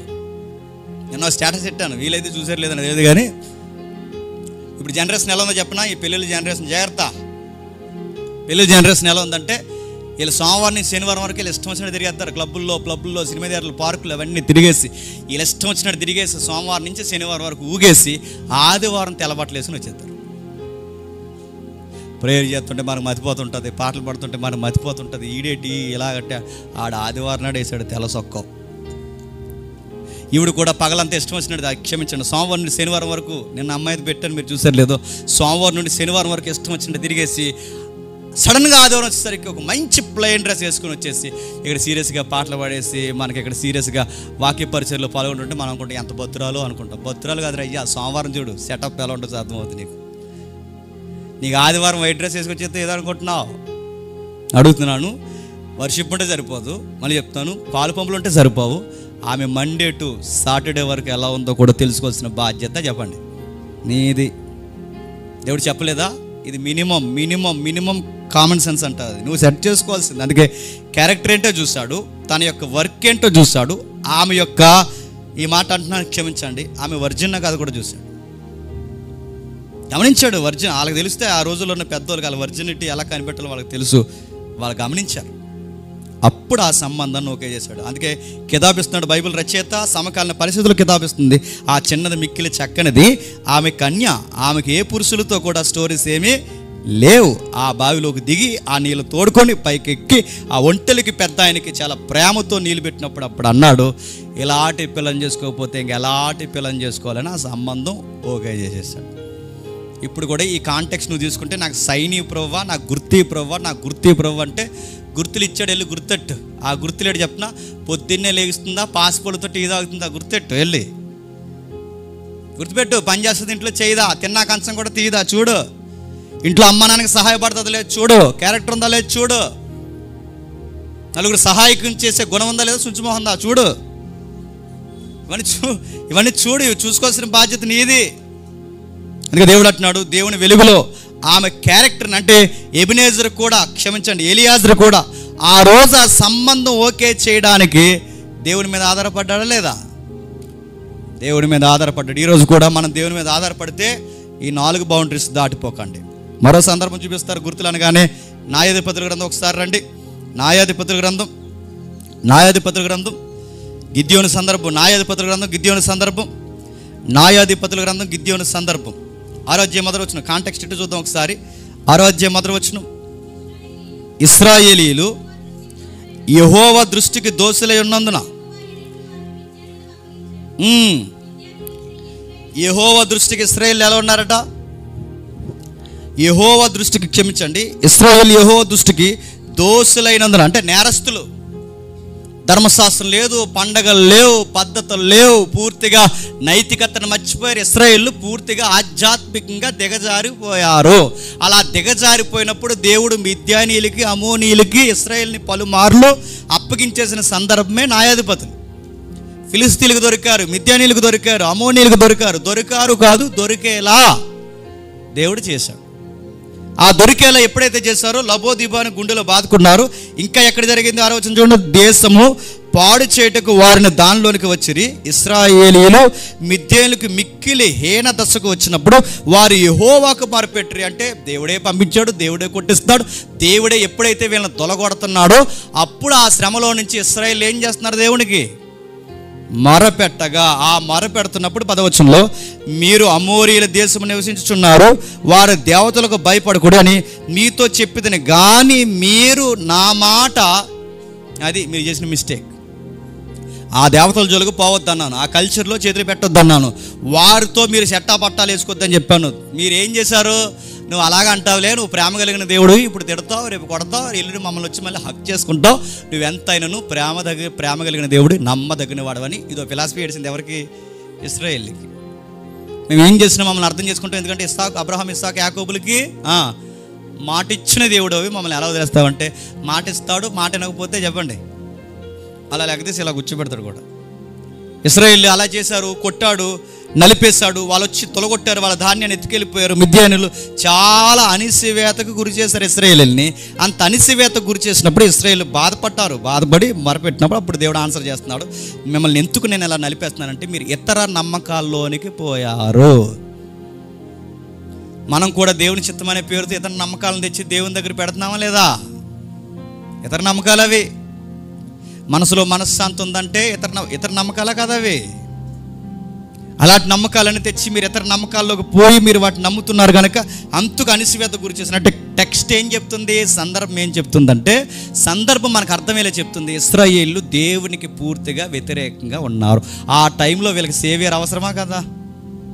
ఒక ఫైటర్ కావాలి, ఒక జడ్జి కావాలి. ఆ ఫైటర్ జడ్జి ఎవరంటే అప్పటికి న్యాయాధిపతులు మారారు. అప్పటికి కావాల్సిన ఆ న్యాయాధిపతి ఎవరంటే గిద్యోను పూర్తిగా విశ్వాస కాదు, పూర్తిగా బలవంతుడా కాదు, పూర్తిగా దేవుని చిత్తం మీద అనుకునే మనుషుడా కాదు. ఉన్నవారిలో కాస్తంత మంచోడు. ఎవరు? గిద్యోను. అప్పుడు గిద్యోనుతో దేవుడు మాట్లాడుతూ 13వ వచనంలో, గిద్యోను చిత్తము, ఇక్కడ వచ్చిన చూడండి పదం, చిత్తము నా ఏలినవాడా, యెహోవా మాకు తోడై ఉన్న ఎడల ఇదంతయు మాకు ఎలా సంభవించును? యెహోవా ఐగుప్తులో నుంచి మమ్మల్ని రప్పించినని చెప్పుచు మా పితరులు మాకు వివరించిన ఆయన అద్భుత కార్యములన్నీ ఏమైనా ఇప్పుడు చెప్పండి. ఈయనకి విశ్వాసం ఉన్నట్టా లేనట్ట? ఆ మాటను బట్టి చెప్పాలి. చెప్తే త్వరగా వెళ్ళిపోతారు, చెప్పకపోయినా త్వరగా వెళ్ళిపోతారు. చెప్పండి. గిద్యోను మిద్యానీయుల పరిస్థితుల్లో ఆ మాట మాట్లాడుతున్నప్పుడు ఆయనకి విశ్వాసం ఉన్నట్టా లేనట్ట? దేవుడిని కౌంటర్ చేస్తున్నారు చూడండి పెద్ద మనిషి. ఎవరు? గిద్యోను. ఏమంటున్నాడు చూడండి, చిత్తము నా ఏలినవాడా, యెహోవా మాకు తోడై ఉన్న ఎడల ఇదంతయు మాకు, అంటే నువ్వు మాతో ఉన్నానంటున్నావు, నువ్వు మాతో ఉంటే వీళ్ళందరూ ఎందుకు మా మీద తిరగబడుతున్నారు? నువ్వు మాతో ఉన్నానంటున్నావు, నువ్వు మాతో ఉంటే మా పంట ఎత్తుకెళ్ళిపోతుంటే నువ్వు ఎందుకు చూస్తూ ఉన్నావు? నువ్వు మాతో ఉంటే మాకెందుకు ఇలాంటి ప్రతికూలమైన పరిస్థితులు, అంటే మాకు వ్యతిరేకమైన పరిస్థితులు ఎందుకు జరుగుతున్నాయి? పైన దేవుడేమన్నాడు 12వ వచనంలో, యెహోవా దూత కనబడే పరాక్రమ గల బలాఢ్యుడా, యెహోవాకు నీకు తోడై ఉన్నాడని అతను అనగా, పరాక్రమ గల బలాఢ్యుడు అంటే ఎంత నిజంగా అంటే తనంత పరాక్రమ గల బలాఢ్యుడా? భయస్థుడు. ఎక్కడ చూసేస్తారని దొంగసాటున ధాన్యం దొలగొట్టుకుంటున్న భయస్థుడా కాదైనా? పరాక్రమ గలవాడంటే ఏంటి? వాళ్ళు చూస్తున్న వాళ్ళు కొప్పట్టుకొచ్చాడు సంసోన్లాగా. అది కదా పరాక్రమం గలవాడంటే. అది చేస్తున్నాడు ఈయన. మరి దేవుడు ఆపదలు ఎందుకు అంటున్నాడంటే, నెక్స్ట్ ఆయనతో చేయబోయే కార్యక్రమాలను బట్టి దేవుడు ముందే ఆయన ఏం చేస్తున్నాడు చెప్పండి, ఎంకరేజ్ చేస్తూ, నువ్వు పరాక్రమ గల బలాఢ్యుడివి, నువ్వు భయపడకు, కుప్పల చోట దాకోకు, నువ్వు భయపడాల్సిన అవసరం లేదు, నీ ద్వారా ఇశ్రాయేలుకి నేను ఫ్రీడమ్ అంటే ఏంటో చూపిస్తాను దేవుడు ఆయనకి చెప్తుంటే ఈయనేమన్నాడంటే, మా ద్వారా నువ్వేం చూపిస్తావు, మాకేం చేస్తావు, ఐగుప్తు నుంచి మమ్మల్ని రప్పించానన్నావు, మా పితరులకు మాట ఇచ్చి వివరించిన అద్భుత కార్యాలు ఏమైపోయాయి, మమ్మల్ని వదిలేసావు కదా అని దేవుడి మీదే నెపాల మోపే ప్రయత్నం చేస్తూ, యెహోవా మమ్మల్ని విడిచిపెట్టి మిద్యానీయుల చేతికి మమ్మల్ని అప్పగించనని ఆ దూతతో చెప్తున్నాడు. ఎవరు ఇప్పుడు చెప్పండి, పూర్తిగా దేవుడిని నమ్ముతున్నాడా, అరకొరగా దేవుడిని నమ్ముతున్నాడా గిద్యోను? చెప్పాలి. మీరు చెప్తారు చెప్పరా? మరి అది చెప్పండి. మరి పూర్తిగా దేవుడిని నమ్ముతున్నాడా, నమ్మట్లేదా? నమ్మట్లేదు. నేను నమ్మలేకపోతున్నాను, మమ్మల్ని పరాక్రమశాలు అంటున్నారు, నేను గ్రహించలేకపోతున్నాను, మాకు ఫ్రీడమ్ వస్తుందంటే మాకు నమ్మకం లేదంటే, నమ్మకం లేని టైంలో అవిశ్వాసంతో అడిగిన చూసినే చెప్పాలి, గొర్రె వచ్చి మీద మంచు గొర్రెను. ఇప్పుడు చెప్పండి, అది విశ్వాసంతో అడుగుతున్న చూసినా అవిశ్వాసంతో అడుగుతున్న గుర్తా చెప్పాలి. ఇప్పుడు అవిశ్వాసంతో అడుగుతున్న గుర్తుని ఇది దేవుని చిత్తమని ఆ ప్రాక్టీస్ నువ్వు ఇక్కడ తెస్తున్నావంటే నేను విశ్వాస అనాలా, అవిశ్వాస అనాలా? చెప్పు చెప్పు నువ్వు ఆల్రెడీ ప్రాక్టీస్లు చేస్తుంటావు, చెప్పు. అర్థమవుతుందో లేదని అడుగుతున్నాను. ఇప్పుడు ఈ ప్రాక్టీస్లు చూడండి, అతను అవిశ్వాసంతో అడిగిన ప్రాక్టీస్ అంటే ఆయనకు పూర్తిగా నమ్మకం లేని టైంలో ఆయన అంటున్నాడు, ఇది ఇప్పుడు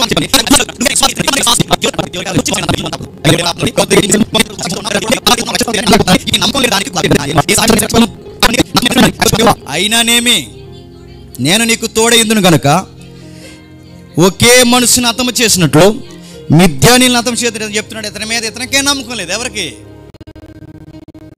మిద్యానీయునికి. ఇతని మీద ఇతనికే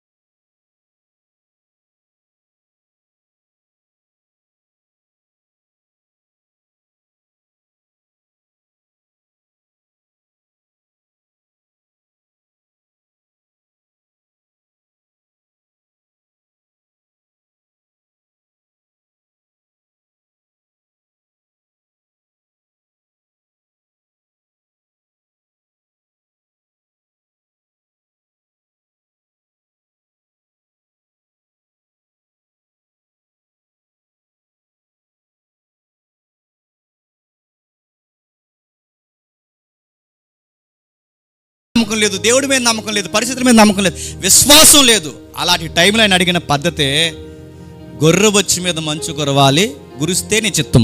గొర్రెబొచ్చి మీద కాకుండా చుట్టూ మంచు కురిస్తే నీ చిత్తం. ఇలా రివర్స్లో ఈ గుర్తులు అడిగాడా లేదా? అలాంటి గుర్తులు తెచ్చి ఇప్పుడు అది జరిగితే సేవ్ నువ్వు నాతో ఉన్నట్టు అంటే నిన్నేమనాలి? అవిశ్వాసపు గుర్తులు. మీరు ఇంటికి వెళ్ళిన తర్వాత గిద్యోను క్యారెక్టర్ స్టడీ అని కొన్ని కామెంటరీస్ ఉన్నాయి, మీరు చదవండి. గిద్యోను ఈ యుద్ధం చేసి దేవునికి దగ్గరయ్యేంత వరకు అప్పటి వరకు బయట అరకొర ప్రాక్టీసుల్లోనే ఉన్నాడు. ఎవరు? గిద్యోను. పైగా మిద్యానీయులు, ఫిలిస్తీన్లు, అమోనీల ప్రభావం ఆ ఇశ్రాయేల్ మీద పడింది కనుక గిద్యోను ఈ ఫైట్ జరిగేంత వరకు పూర్తిగా దేవుని వైపుకి చెప్పండి. ఇంకా అన్యుల ప్రాక్టీసులు ఉన్నాయి వాళ్ళకి. ఇంటికి వెళ్ళిన తర్వాత చదవండి. యోప్తా సందర్భంలో కూడా ఆ యోప్తా కూడా పూర్తిగా దేవుడి మీద ఆనుకోలేని పరిస్థితుల్లోంచి, కల్చర్లోంచి వచ్చాడు కనుకే ఆ ప్రాక్టీస్ అడిగాడు. ఎదురుగా ఏదొస్తే అదే చంపేస్తానని. వాళ్ళ పూర్తిగా వాళ్ళ సందర్భం ఏంటి, వాళ్ళ కాలం ఏంటి, వాళ్ళు ఎందుకు అలాంటి మాటలు మాట్లాడారు, ఇవేమీ పరిగణలోకి తీసుకోకుండా ఈ 21వ శతాబ్దంలోకి నువ్వు దూకేసి 2025లో సేమ్ పూర్వకాలం గిద్యోను ప్రాక్టీస్ నేను తీసుకుంటానంటే గిద్యోను కాలం ఏంటి, నీ కాలం ఏంటి?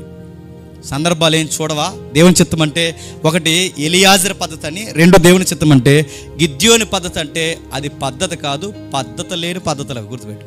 అంటే స్మాల్ వాయిస్ ఎవరికి కనబడిందంటే ఏలియాకి వినబడింది అన్నారు.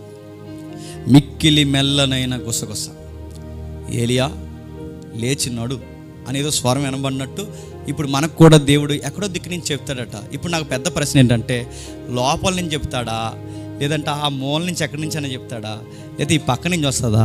ఆ వాయిస్ ఎక్కడి నుంచి వస్తుంది? ఒకవేళ లోపల నుంచి వస్తే నా కాన్షియస్ చెప్తుందా, లేదా పక్క నుంచి వస్తే నిజంగానే లిటరల్గా నాకు ధ్వని ఏమని వినబడుతుందా? ఈ రెండిటికి వాళ్ళ దగ్గర ఆన్సర్ ఉందా? చెప్పరు. వినబడుతుందండి. బలంగా నమ్మాలి దేవుడిని. మేము బలంగానే నమ్ముతున్నాం, అన్నీ వదిలేసి దేవుడిని నమ్మడిస్తున్నాం. ఇంతకన్నా బలంగా నమ్మాలంటే, బలంగా నమ్మడం అంటే ఇంకా నీ దృష్టిలో మేము బైబిల్ని పూర్తిగా పక్కనెట్టేసి పూర్తిగా దేవుడా చెప్పండి నువ్వే మాకున్నావు అని అండమేనా బలంగా నమ్మడం అంటే? ఇప్పుడు ప్రశ్న, ఇన్నర్ వాయిస్, స్మాల్ వాయిస్ వినబడుతుందంటే, నిజంగా స్మాల్ వాయిస్ వినబడితే బాగా వినాలి. వెంటనే ఇంటికి వెళ్తారు. చదవండి, ఏలియా గారు దుప్పటి చేత మొహం మూసేసుకున్నాడు లేదా? తన చెంగుని ఇలా కప్పుకున్నాడా లేదా? తట్టుకోలేకపోయాడు. స్మాల్ వాయిస్ అయితే ఆయన ఎందుకు కప్పుకున్నాడు? ఎందుకు తట్టుకోలేకపోయాడు? ఎందుకు అక్కడ చిన్న శబ్దం అంటే దేనికి చిన్న అనే పదం వాడారంటే అప్పటికి పెలపెలమని ఊరింది, దానికన్నా కొంచెం తక్కువ డెసిబుల్ తగ్గింది. భూకంపం వచ్చింది, పెలపెల ఉరిమింది, సుడిగాళ్ళు, ఈ బేకర శబ్దాల కన్నా ఆ సౌండ్లో కొంచెం తగ్గి మానవ స్వరం వచ్చినట్లు వచ్చింది. అంటే డైరెక్ట్గా లోపల నుంచి ఏం కాదు, డైరెక్ట్గానే చెప్పండి వినబడుతుందా లేదా? ఇప్పుడు ఏలియా గారి సందర్భం తెచ్చి మేము అలాగే అంటే నువ్వు అడుగుతున్నావు, నువ్వు ఏలియావా? నిన్ను ఏ యెజబెల్ తరిమేసింది? నిన్ను అడుగుతున్నాను. ఏమైనా ప్రాక్టీస్ చేసి నువ్వేమైనా వాకింగ్ చెప్పావా? డిబేట్ చేసావా? డిబేట్ అంటే నా అర్థం ఏలియాలాగా బహిరంగ డిబేట్ ఏమైనా చేసి పైనుంచి అగ్నిగంధకాలు కురిపించావా? ఎందుకు ఆ సందర్భం తీసుకుంటున్నావు? సరే తీసుకున్నావు. యోబు సందర్భంలో సుడిగాల్లోంచి దేవుడు మాట్లాడాడు లేదా? నిర్గమకాండంలో అగ్నిగంధకాల నుంచి దేవుడు మాట్లాడాడు లేదా? కీర్తన గ్రంథం 77:18 దేవుడు పెలపెలమనే ఒక భయంకరమైన శబ్దాల నుంచి దేవుడు వాడితో మాట్లాడినట్టు సందర్భం రాయబడిందా లేదా? ఉండవు, నీ వాకులో ఉంటుందా? యోబుతో ఎలా మాట్లాడాడు చెప్పండి? సుడిగాల్లోంచి మాట్లాడి. ఇప్పుడు సుడిగాలి మీ వాకిట్లో వచ్చిందాక ఏమైపోతావు? కుమారుడు అనగానే కుమారు లేడు, ఇల్లు లేదు, వాకు లేదు, కారు లేదు, ఆటో లేదు, అన్ని పోతాయి అలా గాల్లోకి. అదొద్దు నీకు. మెల్లగా వినబడి ఏలియాదే కావాలి నీకు. దేవుడు నువ్వు చెప్పినట్టు మాట్లాడు, ఆయన అనుకున్నట్టు మాట్లాడతాడు. ఆయన కొన్ని పద్ధతులు ఉన్నాయి, దానిలో నుంచి ఆయన చిత్తం ఏంటో తెలుసుకో. నెక్స్ట్ నేను త్వరగా ముగిస్తాను. ఓపెన్ డోర్స్ అనే ప్రాక్టీస్ ఉంది. నెక్స్ట్ ఓపెన్ డోర్స్ అంటే ఇక మనం ఏదన్నా కార్యక్రమం తలబెడితే ఇంకేం ఆటంకం లేకుండా అన్నీ సవ్యంగా జరిగిపోవడమే చెప్పండి ఓపెన్ డోర్స్ అంటారు. ఇదో ప్రాక్టీస్ ఉంది. ఓపెన్ డోర్స్ అంటే ఇంక నేను కార్యక్రమం చేసుకుంటూ వెళ్ళిపోతే ఇక నాకు ఏ ఆటంకాలు ఉండకూడదు, ఏ ఆటంకం లేకుండా ఉంటే అది దేవుని చిత్తం అనమాట. ఇప్పుడు మళ్ళీ మీకు ఊరు ఎగ్జాంపుల్ చెప్తాను. ఇప్పుడు నేను ఊరు వెళ్తున్నానండి, హైదరాబాద్ ఊరు వెళ్తున్నాను అనుకోండి. ఇలా ఊరు ఇప్పుడు ఇదే మా ఇల్లు, అది రోడ్డు, హైదరాబాద్ బస్సు అలా వస్తుంది. నేను ఊరు వెళ్ళడానికి ఇప్పుడు ఇల్లు అలా నిలబడి అంటే అలా వెంటనే బస్సు వేస్తుంది అనుకోండి, దేవుని చిత్తం. బస్సు వచ్చేయడమే కాదు, లోపల కూడా సీటు దొరికేసింది అనుకోండి, దేవుని చిత్తం. దేవుడి చిత్తం అండి, వెంటనే బస్సు వచ్చింది. దేవుని చిత్తం అండి, సీటు కూడా దొరికేసింది. దేవుని చిత్తం అండి, బెత్త కూడా దొరికేసింది, బెడ్షీట్ కూడా ఇచ్చారండి. దేవుని చిత్తం అండి. అడుగుతున్నాను. అప్పుడు దేవుని చిత్తం కదంటే ఏంటి? నేను ఎల్లో గంటకు నిలబడ్డాను అనుకోండి, బస్సు రాలేదనుకోండి, ఏం కదనమాట. సీటు దొరకలేదనుకోండి, ఏం కదనమాట. ఆడు బెత్త కూడా ఇవ్వలేదనుకోండి, ఏంటన్నమాట. ప్రయాణంలో నువ్వు అనుకున్నట్టు అన్నీ జరిగిపోతే దేవుని చిత్తం అనుకుంటే, నేను చెప్తున్నాను జాగ్రత్తగా విను. పౌలు గారు సువార్త ప్రయాణానికి వెళ్ళినప్పుడు ముమ్మారు వాడ బద్దలాసిపోయిందా లేదా? ఆయన ఏ పని మీద వెళ్తున్నాడు? నీకులాగా నాకులాగా హైదరాబాద్ తిరగడానికి వెళ్తున్నాడా? ఆయన ఏ పని మీద వెళ్తున్నాడు? సువార్త చేయడానికి, ఖైదీలకి, అధికారులకి, ఇటలీ, రోమ్లో సువార్త చెప్పడానికి, చక్రవర్తికి సువార్త చెప్పడానికి బయలుదేరి వెళ్తున్నప్పుడు వాడ బద్దలాసిపోయిందా లేదా? ఇప్పుడు చెప్పండి. దేవుని చిత్తం సువార్త చేయడానికి వెళ్తున్నప్పుడే వాడ బద్దలాసి.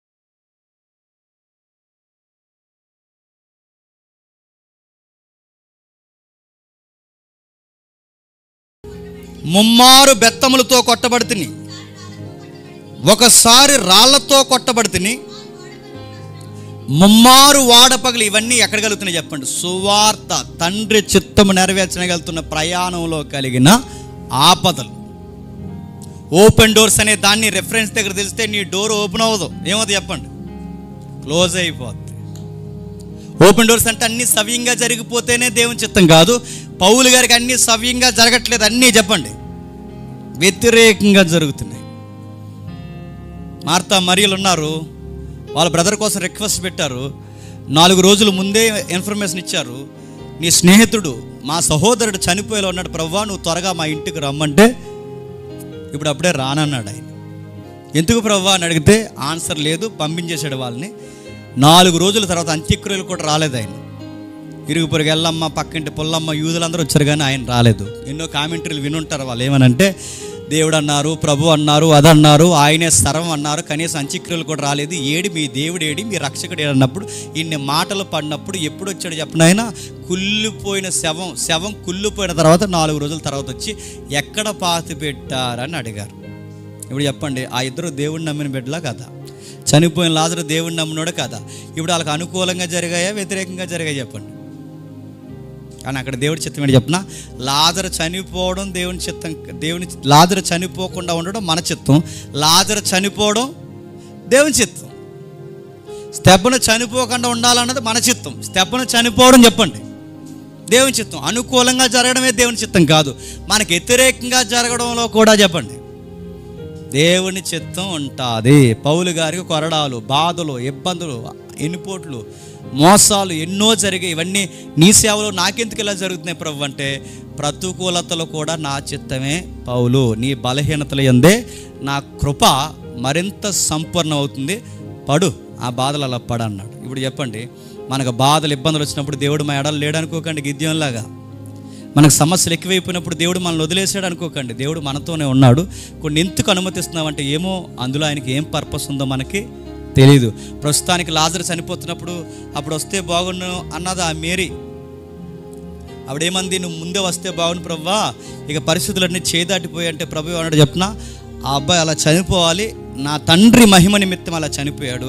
ఈరోజు ఇంత అద్భుతం జరగాలంటే ముందు చచ్చిపోవాలి. ప్రస్తుతానికి మనకు పరిస్థితులు వ్యతిరేకంగా అనిపిస్తాయి కానీ దాని తర్వాత జరగబోయేది ఏంటో మనకి చెప్పండి తెలీదు. అందులో కూడా ఏముంటుంది చెప్పండి? దేవుని చిత్తం ఉంటుంది. ఓపెన్ డోర్స్ అని మీరు పట్టుకొస్తే ఓపెన్ డోర్స్ని మూసేయడానికి ఇలాంటి రెఫరెన్స్ చాలా ఉన్నాయి. నెక్స్ట్ పద్ధతి ఏమిటంటే పరిశుద్ధాత్మని నడిపింపు అంటారు. ఇది జాగ్రత్త కొంచెం. ఏంటట? పరిశుద్ధాత్మని నడిపింపు. పరిశుద్ధాత్మ నడిపింపు అంటే ఇంకా పరిశుద్ధాత్మని నడిపించేస్తానన్నమాట మనల్ని. అలా మీకు ఒకసారి చెప్పాను, మళ్ళీ ఒకసారి జ్ఞాపకం చేస్తాను. ఒక ఆవిడ ఈ మధ్య అది రీల్స్లో కూడా తిరుగుతుంది. ఒక ఆవిడ అంటుంది, మీ ఇంట్లో గ్యాస్ అయిపోయిందా?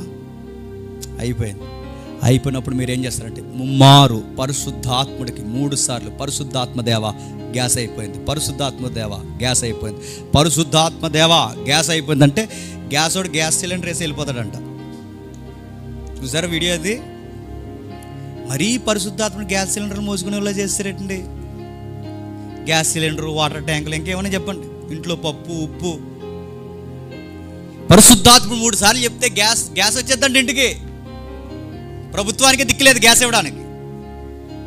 పరిశుద్ధాత్మ నడుతున్నారు అంటే గ్యాస్ ఇచ్చేదే ఆయనంట. ఇన్ని నడుతున్నారు, ఎన్ని ఈ ట్రిక్స్గా లేవండి. ఆవిడ ఎవరో ఉంది, పరిశుద్ధాత్మ ప్రార్థన చేసిందంట. కొత్తగా పెళ్ళైన తర్వాత ఇంట్లో కాపురం పెట్టారు. ఎందుకంటే ఇంట్లో ఒప్పుకోలేదా మ్యారేజ్. తర్వాత చాలా బాధపడ్డారు. ఆ పెళ్ళాక ఇంట్లో కాపురం పెడితే ఇంట్లో ఎలకలు ఎక్కువైపోయినాయి అంట. మై లాట్, ఏంటి ఈ పరిస్థితి, నేను తట్టుకోలేకపోతున్నాను, ఎలకలన్నీ ఏంటి పరిస్థితి అని అడిగితే అప్పుడు ఆ చెల్లికి దేవుడు జవాబు ఇచ్చాడు. ఏమనంటే, కంగారు పడక నా కుమారి, రేపు ఉదయాన్నే నీకు రక్షక బొట్లు పంపుతున్నా అన్నాడు. ఆ రక్షక బొట్లు 3 పిల్లులు. చూస్తున్నారా సాక్ష్యాలు ఇవన్నీ? ఏమనాలండి అడుగుతున్నాను. ఇది పిల్లులు రావడం పరిశుద్ధాత్ముడు ఏంటి? గ్యాస్ సిలిండర్ రావడం పరిశుద్ధాత్ముడు ఏంటి? పరిశుద్ధాత్మ నడిపింపు అంటే ఇది పరిశుద్ధాత్ముడు ఏంటి? మిమ్మల్ని ఏమనాలి? మీ చదువులు ఏమైపోయినాయి, మీ లాజిక్స్ ఏమైపోయినాయి? అరే అన్ని విషయాల్లో మీ జ్ఞానం పనిచేస్తుంది. డబ్బుల విషయంలో, స్టడీ విషయంలో, బయట ఏదైనా కొనుక్కునే విషయంలో, చొక్కా విషయంలో కూడా జ్ఞానం ఉపయోగిస్తారుగా. దేవుడి విషయానికి వచ్చేసరికి మీ జ్ఞానం ఏమైపోయింది? తగలడిపోయిందా? మీ లాజిక్స్ ఉపయోగపడవా?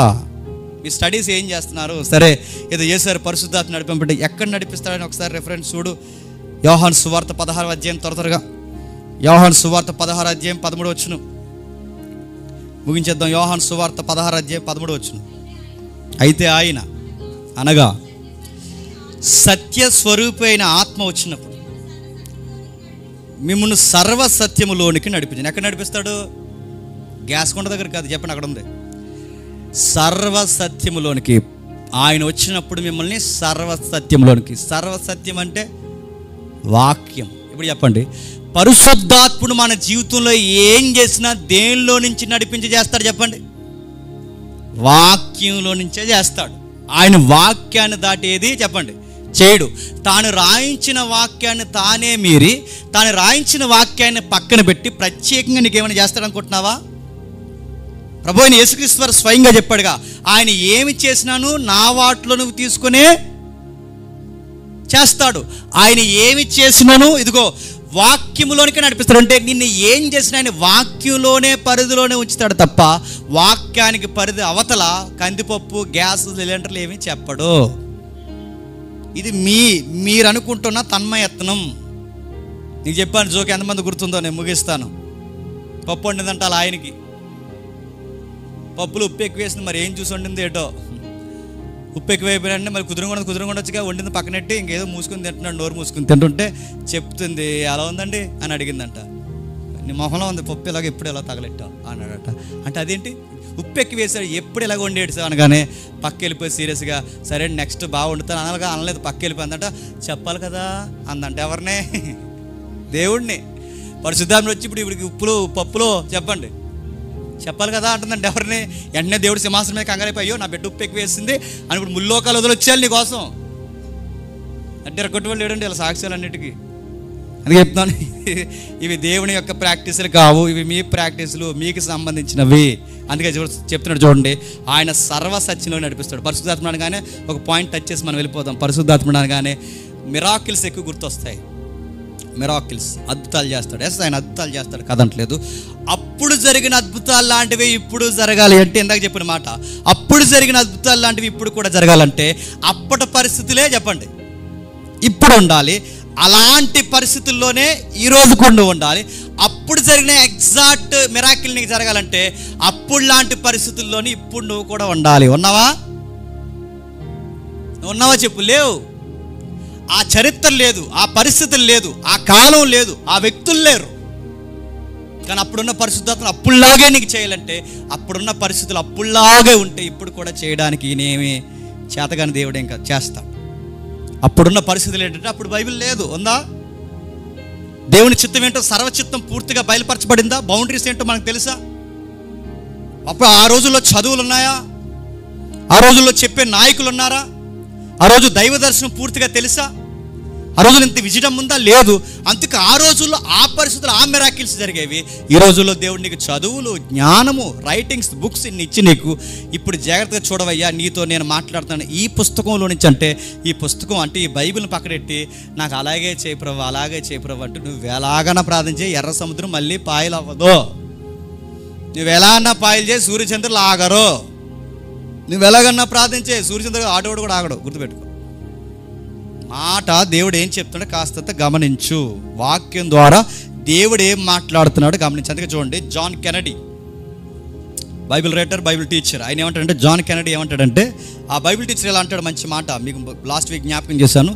ఆ బైబిల్ టీచర్ మంచి కామెంటరీ. ఆయన ఏమంటాడంటే, బైబిల్లో ఉన్న వ్యక్తులు మనలాగే ఏదో పరిస్థితులు గుండా నడిపింపబడతారు. ఆ పరిస్థితులు మనం చదువుకుంటే ఈరోజు మన పరిస్థితుల్లో సేమ్ అలాంటి బాధలే మనకున్నప్పుడు ఆ రోజు దేవుడు వారిని ఆదరించిన దేవుడు చెప్పండి ఈరోజు మనల్ని కూడా చెప్పండి ఆదరిస్తాడు. నాలాగే అన్యాయానికి గురైన వాడు ఎవరో ఉంటాడు బైబిల్లో. ఆ అన్యాయం టైంలో దేవుడు ఆయన చేయి ఎలా పట్టుకున్నాడో అక్కడ పట్టుకున్న దేవుడు ఇక్కడ కూడా పట్టుకుంటాడని నువ్వు ఆ సందర్భంలోంచి దేవుడు నీకు వాదార్పిస్తాడు. అంతేగాని సేమ్ అలాగే మోసేలాగే జరగాలి ప్రభా, నేను కూడా కర్ర ఎత్తుతానంటే నువ్వు కర్రెత్తు, సుత్తెత్తు, ఏదన్నా ఎత్తు, కర్ర ఎప్పుడు కర్రలాగా ఉంటుంది. గుర్తుపెట్టుకో. ఆ పరిస్థితులు వేరు. అప్పుడు ఐగుప్తి ప్రభుత్వం అది. ఈరోజు ఐగుప్తి ప్రభుత్వం ఉందా? వెళ్ళి టీడీపీ ప్రభుత్వం దగ్గరికి వెళ్తావా? కర్ర ఎత్తుతున్నాను అలా ఉన్నాను, ఆడికి వెళ్ళి తీసుకెళ్ళి లోపలే వేద్దారు అడుగుతున్నాను. అవుద్దా అని అడుగుతున్నాను. సందర్భాలు వేరు, పరిస్థితులు వేరు. అందుకే బైబిల్ టీచర్ ఏమంటాడంటే, బైబిల్ టీచర్ అంటాడు, వాక్యపు పరిధిలో బైబిల్ భక్తులు ఏ ఏ పరిస్థితుల్లో ఆదరణ పొందారో అవే పరిస్థితులు ఎగ్జాక్ట్గా లేకపోయినా కొన్ని దగ్గర సందర్భాలు మనకు పూలు ఉంటాయి. అక్కడ ఆదరించిన దేవుడు మనల్ని కూడా ఆదరిస్తాడు. నా సంసారంలో నాకు చాలా బాధలు ఉన్నాయండి, దేవుడు నాకు జవాబు ఎలా ఇస్తాడంటే, నీకన్నా బాధలు పడిన సంసారంలో వేసారిపోయిన తల్లులు బైబిల్లో ఉన్నారా లేదా? శారమ్మ కుటుంబం లేదా? అన్న కుటుంబం లేదా? ఎలిజబెత్ కుటుంబం లేదా? బైబిల్లో ఆ దావీదు ఫ్యామిలీ వెనకాల స్టోరీస్ లేవా? ఉన్నాయి, ఎగ్జాక్ట్ స్టోరీస్ ఉన్నాయి. అక్కడ ఆదరించిన ఆ తల్లులు చేయబట్టుకున్న దేవుడు నీ చేయి కూడా పట్టుకుంటాడు. యవనస్తుల జీవితాల్లో లస్ట్ కలిగినప్పుడు, పరిస్థితులు ఉక్కిరిబిక్కిరి చేసి ఉరుతాళ్ళ బిగించేసినప్పుడు దాని నుంచి మేము ఎలా దాటి రావాలో తెలియాలంటే కొంతమంది మనకన్నా ముందు దూకేసిన వాళ్ళు ఉన్నారు. అక్కడి నుంచి బరిగట్టుకుని బయటకు వచ్చిన వాళ్ళ జీవితాలు చదువు. దేవుడు అక్కడ మాట్లాడిన దేవుడు ఆ పరిస్థితుల్లోంచి నీతో కూడా చెప్పండి మాట్లాడతాడు. చివరిగా ఒక్క మాట చెప్పి నేను త్వరగా ముగిస్తాను. వాక్యాన్ని దావీదు భక్తుడు తన పాటలు ఇలా పోల్చుకున్నాడు. దావీదు భక్తుడు తన పాటలు ఇలా పోల్చాడు, తన పాట కీర్తనలు ఇలా పోల్చాడు. ఏమన్నాడంటే, నీ వాక్యము నా పాదాలకి దీపం. నీ వాక్యము నా పాదాలకి దీపం అంటే టార్చ్ అనే ట్రాన్స్లేషన్లో టార్చ్ లైట్ అన్నారు దాన్ని. టార్చ్ లైట్ అంటే బాగా, టార్చ్ లైట్ అంటే ఏంటి? టార్చ్ అంటే నేను నెక్స్ట్ అడుగు ఎక్కడ వేయాలో తెలియాలంటే అక్కడే కూడదు చెప్పండి. టార్చ్ అక్కడే కూడదు, ఎక్కడ వేయాలి చెప్పండి. నేను నెక్స్ట్ అడుగు ఎక్కడ వేయాలి తెలియదు, టార్చ్ అక్కడ వేయడం కాదు, ఎక్కడ వేయాలి చెప్పండి. నేను నెక్స్ట్ అడుగు ఎక్కడ వేస్తున్నానో అక్కడికి మాత్రమే నేను టార్చ్ చేసుకోవాలి. అప్పుడు నేను అడుగు ఎక్కడ వేయాలో నాకు అర్థం అవుద్ది. నీ వాక్యము నాకు టార్చ్ లేదంటే దాని అర్థం ఏంటో తెలుసా? రేపేం జరిగిపోద్దో దూరానున్న పరిస్థితిని ఇప్పుడే తెలుసుకోవడం కాదు, ఈరోజు నేను అడుగు ఎలాగయ్యాలో నాకు ఈరోజే నాకు చెప్పే పద్ధతే వాక్యాన్ని ముందెట్టుకుని నడవడం. అది టార్చ్ అంటే. అంటే ఎలా మీకు అర్థమైనట్టుందో అర్థం లేదని నాకు అర్థమైంది. అంటే వాక్యాన్ని ముందు పెట్టుకున్నాడు అంటే నేను ఎలా మాట్లాడాలి, ఏ వ్యాపారాలు చేయాలి, ఉద్యోగాల్లో ఎలా ఉండాలి, నేను ఎలాంటి సంబంధాలు కలిగి ఉండాలి, ఇవన్నీ ఈరోజు నేను ఎలా జీవించాలో నేను వాక్యాన్ని చదువుకుని నేను బయటికి వెళ్తే నా జీవితం సరిగ్గా ఉంటుందా ఉండదా? అంతేగాని ఇది వదిలేశారు. ఏది ఈరోజు నేను ఎలా బతకాలో వాక్యాన్ని ముందెట్టుకోవడం మానేశాను. రేపు 2026లో ఏం జరుగుతుంది ఇప్పుడు నాకు చెప్పేయాలి లైట్ వేసి. 2026 డిసెంబర్లో నీకు ఏం జరుగుద్ది అంటే ఏం జరుగుద్ది? వజ్రాలు జరుగుతాయి. నాకు ఏం జరుగుద్ది అలాంటి చెప్తుంది బైబిల్. భక్తుడు అన్నాడు దావీదు, నీ వాక్యము నా పాదాలకు దీపం అంటే నా అడుగులు ఎలా అయ్యాలో నీ వాక్యం చెప్తుంది, నేను ఎక్కడికి నడవాలో నీ వాక్యం చెప్తుంది, నేను ఎక్కడ ఆగాలో నీ వాక్యం చెప్తుంది, నేను ఎలా జీవించాలో నీ వాక్యం చెప్తుంది, నేను ఎలాంటి బట్టలు వేసుకోవాలో కూడా నీ వాక్యం చెప్తుంది. నా మాట, తీరు, ప్రవర్తన ఒక్కటేంటి అన్నీ నీ వాక్యం చెప్తుంది. అంటే ఈ డే నేను ఎలా బతకాలో నా లివింగ్ లైఫ్ మొత్తం నీ వాక్యం నన్ను గైడ్ చేస్తుంది. ఇది వాక్యం పాదాలకు దీపం అంటే. అంతేగాని వాక్యం పాదాలకు దీపం అంటే ఇలా రెఫరెన్స్ తీసి ఏలు పెట్టి ఇది ఏది కనబడితే అది కాదు ప్రాక్టీస్ అంటే. చాలామంది ఉన్నారండి చెప్పిన వినరండి, నాకు తెలుసు. వాళ్ళు అప్పుడప్పుడు నన్ను క్వశ్చన్స్ అడుగుతారు, నాకు ఎలా అనిపిస్తుంది తమ్ముడు గారు, నాకు ఎలా అనిపిస్తుంది తమ్ముడు గారు, నాకు ఎలాగ అనిపిస్తుంది ఈ వాక్యం చెప్తే. ఈ తమ్ముడు గారు ఎంత చెప్పినా వినరు, మరి నన్ను ఎందుకు అడుగుతారు నాకు అర్థమవుతుంది. నాకు ఆ రెఫరెన్స్ ఎక్కువ అలా ఎన్నిసార్లు తీసిన వచ్చేస్తుంది అంటే బాగా నలిగిపోయి ఉంటుంది కాగితం అక్కడ, అందుకే అన్నిసార్లు వచ్చేస్తుంది. నీ కీర్తన కదా ఎందుకు వచ్చేస్తుంది? కీర్తన బాగా చదివేసి ఉంటావు, ఎన్నిసార్లు చెప్పిన వినరు. సరే నెక్స్ట్ ఇంకేముంది బైబిల్లో, నేను ముగించేస్తున్నాను. ఇంకేముందంటే రేపేం జరుగుద్దో దేవుడు నీకు చెప్పడు, కానీ ఈరోజు నువ్వు ఎలా జీవించాలో చెప్పండి ఖచ్చితంగా దేవుడు వాక్యంలో నుంచి నేను గైడ్ చేస్తాడు. ఎలా? బైబిల్లో కొన్ని పుస్తకాలు ఉన్నాయి, విజ్డమ్ బుక్స్ అంటారు వాటిని. అంటారంట దేవుడు అంటాడు ఏమని, ఇదిగో జ్ఞాన పుస్తకాలు అంటాడు. ఏమున్నాయి జ్ఞాన పుస్తకాలు? ఒకసారి సామెతల గ్రంథం జ్ఞాన పుస్తకం, ప్రసంగి జ్ఞాన పుస్తకం, సొలొమోను గారు రాసిన అనేక సందర్భాలు జ్ఞాన పుస్తకాలా కాదా? ఇలాంటి పుస్తకాల్లో దేవుడు మనల్ని గైడ్ చేశాడంటే గైడ్ చేశాడు. ఏమని గైడ్ చేస్తాడో ఒకసారి వినండి, నేను త్వరగా ముగిస్తాను. సామెతల గ్రంథం మొదటి అధ్యాయం మొదటి వచనం, దావీదు కుమారుడును జ్ఞానం. అక్కడ కొన్ని పదాలు ఉన్నాయి, నేను చదువుతున్నాను 10వ వచనం లోపు కొన్ని పదాలు చదువుతాను, మీరు గుర్తుపట్టండి. ఈ జ్ఞాన పుస్తకాలంటే విజడమ్ బుక్స్లో దేవుడు మనకు నేర్పిస్తున్న జ్ఞానం ఉంది, ఉపదేశం ఉంది, వివేకం ఉంది, నెక్స్ట్ నీతి ఉంది, యథార్థత ఉంది, బుద్ధి కుశలత ఉంది 4వ వచనంలో, వివేచన ఉంది 5వ వచనంలో, పాండిత్యం ఉంది 5వ వచనంలో, 2వ మాట నీతి సూత్రాలు ఉన్నాయి 10వ వచనంలో. నా కుమారుడా, పాపులు నిన్ను ప్రేరేపింపగా వీటిని నువ్వు పట్టుకుని నడిస్తే ఆ పాపులకు నువ్వు దొరకవుగాక దొరకు. ఇప్పుడు చెప్పండి, నేను ఎవ్రీడే ఎలా బతకాలో నాకు ఏది నేర్పిస్తుంది? విజ్డమ్ బుక్స్ పెట్టాడు దేవుడు, అవి చదువుకుంటే నా లైట్ ఏంటో నాకు అర్థం అవుద్ది. పాండిత్యము, జ్ఞానము, వివేచన, బుద్ధి కుశలత, నీతి సూత్రాలు, పాండిత్యం, ఇవన్నీ దేవుడు మనకు పెట్టి రాయించాడు. ఇవి నేను చదువుకుంటా అంటే సామెతల గ్రంథం ఏం చెప్తుంది? సామెతల గ్రంథం బయట లోకం ఎలా ఉందో సామెతల గ్రంథం చెప్తుంది. బయట లోకం ఎలా ఉందో సామెతల గ్రంథం చెప్పడమే కాదు, ఆ లోకంలో మనం ఎలా ఉండాలో కూడా సామెతల గ్రంథం చెబుతుంది. అంటే లోకం ఇలా ఉంది, నువ్వు అలా ఉండకు. స్త్రీలు ఇలా ఉన్నారు, నువ్వు అలా ఉండకు. పురుషులు ఇలా ఉన్నారు, నువ్వు అలా ఉండకు. పరిస్థితులు ఇలా ఉంటాయి, ఆ పరిస్థితులు ఇలా ఉండని నన్ను ఎవ్రీడే గైడ్ చేస్తుందా లేదా? ఇప్పుడు చెప్పండి, వీటన్నిటిని అంటే పాండిత్యము, జ్ఞానము, వివేకము, నీతి, యథార్థత, బుద్ధి, కుశలత, వివేచన, పాండిత్యము, నీతి సూత్రాలు, ఇవన్నీ దేవుని చిత్తమా కాదు? వీటిని పాటించడం దేవుని చిత్తమా కాదు? చెప్పండి. దేవుని చిత్తం అనగానే మనకి మైండ్లో బ్లైండ్గా పడిపోయిందంటే చెప్పిన, రేపేం జరుగుతుందో ఈరోజు తెలుసుకోవడమే దేవుని చిత్తం అనుకుంటున్నారు. కాదు. రేపేం జరుగుతుందో ఈరోజు తెలుసుకోవడమే దేవుని చిత్తం కాదు. ఈరోజు దేవుని కోసం ఎలా బతకాలో నేర్చుకొని బ్రతకడమే చెప్పండి దేవుని చిత్తం. అంటే వీటన్నిటినీ బాగా వినాలి.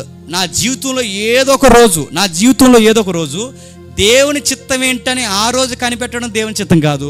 365 రోజులు వాక్యానికి కట్టుబడి బతకడమే చెప్పండి అది దేవుని చిత్తం. ఈ లాజిక్ మీకు అర్థమైతే 25 సంవత్సరాలు 35 సంవత్సరాలు నా ఇష్టం వచ్చినట్టు తిరిగి, 25 ఏళ్ళు 30 ఏళ్ళు నా ఇష్టం వచ్చినట్టు తిరిగి, సరిగ్గా నా పెళ్ళి ఉద్యోగం వచ్చే సమయానికి అప్పుడు వచ్చి నేను అంటాను ఏమనంటే, దేవా నా పెళ్లి విషయంలో, నా ఉద్యోగం విషయంలో నీ చిత్తం ఏమై ఉందో ప్రభు అంటే, మరి 20 సంవత్సరాలు ఏం చేసావరా? 30 సంవత్సరాలు ఏం చేస్తావు? నీ ఇష్టం వచ్చినట్టు పడ్లా తిరిగా ఊరి మీద పడి, నీ ఇష్టం వచ్చినట్టు ఊరి మీద పడి, మీ ఇష్టం జంతువులు మాదిరి తిరిగారు. ఇప్పుడు దేవుని చిత్తం అంటే నీకు పెళ్ళి వస్తే కానీ దేవుని చిత్తం గుర్తురాలేదు, నీకు వివాహ కార్యక్రమం అయితే కానీ నీకు దేవుని చిత్తం గుర్తురాలేదు, నీకు ఉద్యోగ కార్యక్రమం వ్యాపారం వస్తే కానీ దేవుని చిత్తం. మరి ఈ 25 ఏళ్ళు దేవుని చిత్తం ఏది? ఎప్పుడు అడగాలి చెప్పిన దేవుని చిత్తం? 365 రోజులు వాక్యాన్ని కట్టుబడి బతికి నీ జీవితంలో వివాహం ఉద్యోగం వచ్చే సమయానికి ఇది కూడా నువ్వే నడిపించు ప్రవ్వా అని అప్పుడు అడుగు. సమస్తము సమకూర్చి జరిగిస్తాడు. నువ్వు 364 రోజులు నీ ఇష్టం వచ్చినట్టు తిరిగి 65 రోజు వచ్చి, దేవా నీ చిత్తం ఏంటి ప్రభు అంటే, అసలు నువ్వు ఎవడో కూడా నాది ఎల్లరా అంటాడు దేవుడు. గుర్తుపెట్టు, నువ్వు ఎవడరా 31st వచ్చావు, నువ్వు ఎవడవే అని అడుగుతావు. వాగ్దానం కూడా తీసుకున్నాను ప్రభా అంటే, నువ్వు వాగ్దానం కూడా తీసుకున్నావు, నువ్వు ఎవడో నాకు తెలియదురా అంటాడు. నిన్న మొన్న ఒక వీడియో చూశాను. ఆ పెద్ద ఆయన కొడుకు ఒక వాగ్దానం కూడా తీసుకోమంటే 2 తీసుకున్నాడట. ఇలా చూసాడు, 2 ఎవడకరా అని అడిగాడు. ఎవరికో మాకు తెలుసు అడుగుతున్నాను. నువ్వు వాగ్దానం కార్డులు ఇవ్వడమే తిరగలేని పని అడుగుతున్నాను. మళ్ళీ 2వ కార్డు అడిగితే, ఈ లైసెన్స్ పిల్లలు పట్టుకుని తిరుగుతారండి ఏడాది అంతా. వాగ్దానం కార్డులు తీసుకోవద్దు అంటలేదు. వాగ్దానం కార్డు తీసుకో, ఆ కార్డు ఇంటికి పట్టుకెళ్ళు, ఏ అధ్యాయంలో ఉందో చదువు, ఆ అధ్యాయం ఏ పుస్తకంలో ఉందో చదువు, ఆ పుస్తకం మొత్తం చదువు, దేవుని చిత్తం ఏంటో తెలుసుకో, అప్పుడు దేవుడు నీతో మాట్లాడతాడు. ఇవన్నీ గాలికి వదిలేసి, దేవా నీ చిత్తమేటి ప్రభు, నీ చిత్తమేటి ప్రభు అంటే, ఆయన చిత్తం ఒకటే, 365 రోజులు నా ఆజ్ఞలు పాటించి బతుకు, అదే నా చిత్తం. నా వాక్యానికి లోబడి బతుకు, అదే నా చిత్తం. మీకు మీ ఘటములను పరిశుద్ధంగా కాపాడుకోవడమే నా చిత్తం. సర్వలోకానికి వెళ్ళి సర్వసృష్టికి సువార్త ప్రకటించడమే నా చిత్తం. అంతటా అందరూ మారు మనసు పొందడమే నా చిత్తం. అందరూ వాక్యంలో పరిపూర్ణ స్థాయికి రావడమే నా చిత్తం. నాకన్నా దేనికి ప్రధాన స్థానం ఇవ్వకుండా నాకే మొదటి స్థానం ఇవ్వడమే నా చిత్తం. ఇన్నున్నాయి దేవుని చిత్తానికి అర్థాలు. ఇదంతా పక్కన పడేసి దేవుని చిత్తం అనగానే రేపేం జరుగుద్దో ముందే భవిష్యవాణిలా మనకు చెప్పేయడమే దేవుని చిత్తం. అంటే ఇది బయటోళ్ళు జ్యోతిష్యం దగ్గర చూస్తారే జ్యోతిష్యం, ఆ ప్రాక్టీస్ని దేవుని చిత్తం అనే జోన్లోకి తీసుకొచ్చి, జ్యోతిష్యాన్ని దేవుని చిత్తం అనే దాంట్లోకి తీసుకొచ్చి ఇక్కడ పెట్టేసి, ఇదే దేవుని చిత్తం అంటే నీకు ఇంకా ఏ అలవాట్లు పోలేదు చెప్పనా? నీకు జ్యోతిష్యం చూసుకునే అలవాట్లు పోలేదు. ఇంకా జ్యోతిష్యం కాదు దేవుని చిత్తం అంటే. దేవుని చిత్తం అంటే వాక్యానికి లోబడి బతకడం, వాక్యం చెప్పిన పరిధిలో వ్యాపారాలైనా జీవితాలైనా కట్టుకోవడం, వాక్యం దాటిపోకుండా దేవా మంచి జరిగినా చెడు జరిగినా నీ చిత్తమే సిద్ధించును గాక అని లోబడి తలదించి జీవించడం. వ్యతిరేకమైన అర్థాలు సూచనలు అడగకుండా ఏమి జరిగినా నువ్వు గొప్ప దేవుడివి, నమ్మదగిన వాడివి అని అనడమే దేవుని చిత్తం. ఎవరైతే దీన్ని పట్టుకుంటారో కష్టాల్లో కూడా ధైర్యంగా ఉంటారో, ఎవరైతే దీన్ని పట్టుకుంటారో, మళ్ళీ చెబుతున్నాను, శ్రమలను జయించే శక్తిని దేవుడు నీకు ఇస్తాడు. ఎవరైతే దీన్ని పట్టుకుంటారో నువ్వు అనేకులకు అన్ని పరిస్థితుల్లో వింతగా ఉంటావు. ఇది దేవుని చిత్తం. 60 ఏళ్ళ జీవితంలో కష్టమ కన్నీరు ఏదైనా ఆయనకి లోబడడం నేర్చుకో. దేవుని చిత్తం నీ జీవితంలో ఎల్లకాలము సర్వ సమృద్ధిని జరిగించును గాక. ప్రార్థన చేసుకుందాం. ప్రేమగల తండ్రి, కృపగల దేవ, మీ విలువైన సంగతులు వినిపించారు. ఎవరికి ఈ సంగతులు అర్థమైనా నాకు తెలియదు తండ్రి. మీ చిత్తం అనగానే రకరకాల ప్రాక్టీస్లు ఈరోజు ఉన్నాయి తండ్రి. చెబితే వినరు, వాళ్ళ జ్ఞానం ఉపయోగించరు, వాళ్ళు నిలబడి తండ్రి దేవుని చిత్తం అంటే ఏంటి అని అడగరు తండ్రి. తండ్రి మీ ఎడల తండ్రి ఈ లేఖనాల వెలుగులో మాకు ఈ సంగతులు నేర్పిస్తున్నందుకు మీ స్తుతులు స్తోత్రంలో అర్థం చేసుకునే ధన్యత అందరికి ఇవ్వకపోయినా ఇక్కడికి వచ్చిన వారికి సంఘానికి మీరు దయచేస్తారని కోరుతూ నన్ను మీ బిడ్డల్ని మీ చేతులకు అప్పగించుకుంటూ క్రీస్తు నామమున ప్రార్థన సమర్పిస్తున్నాం తండ్రి.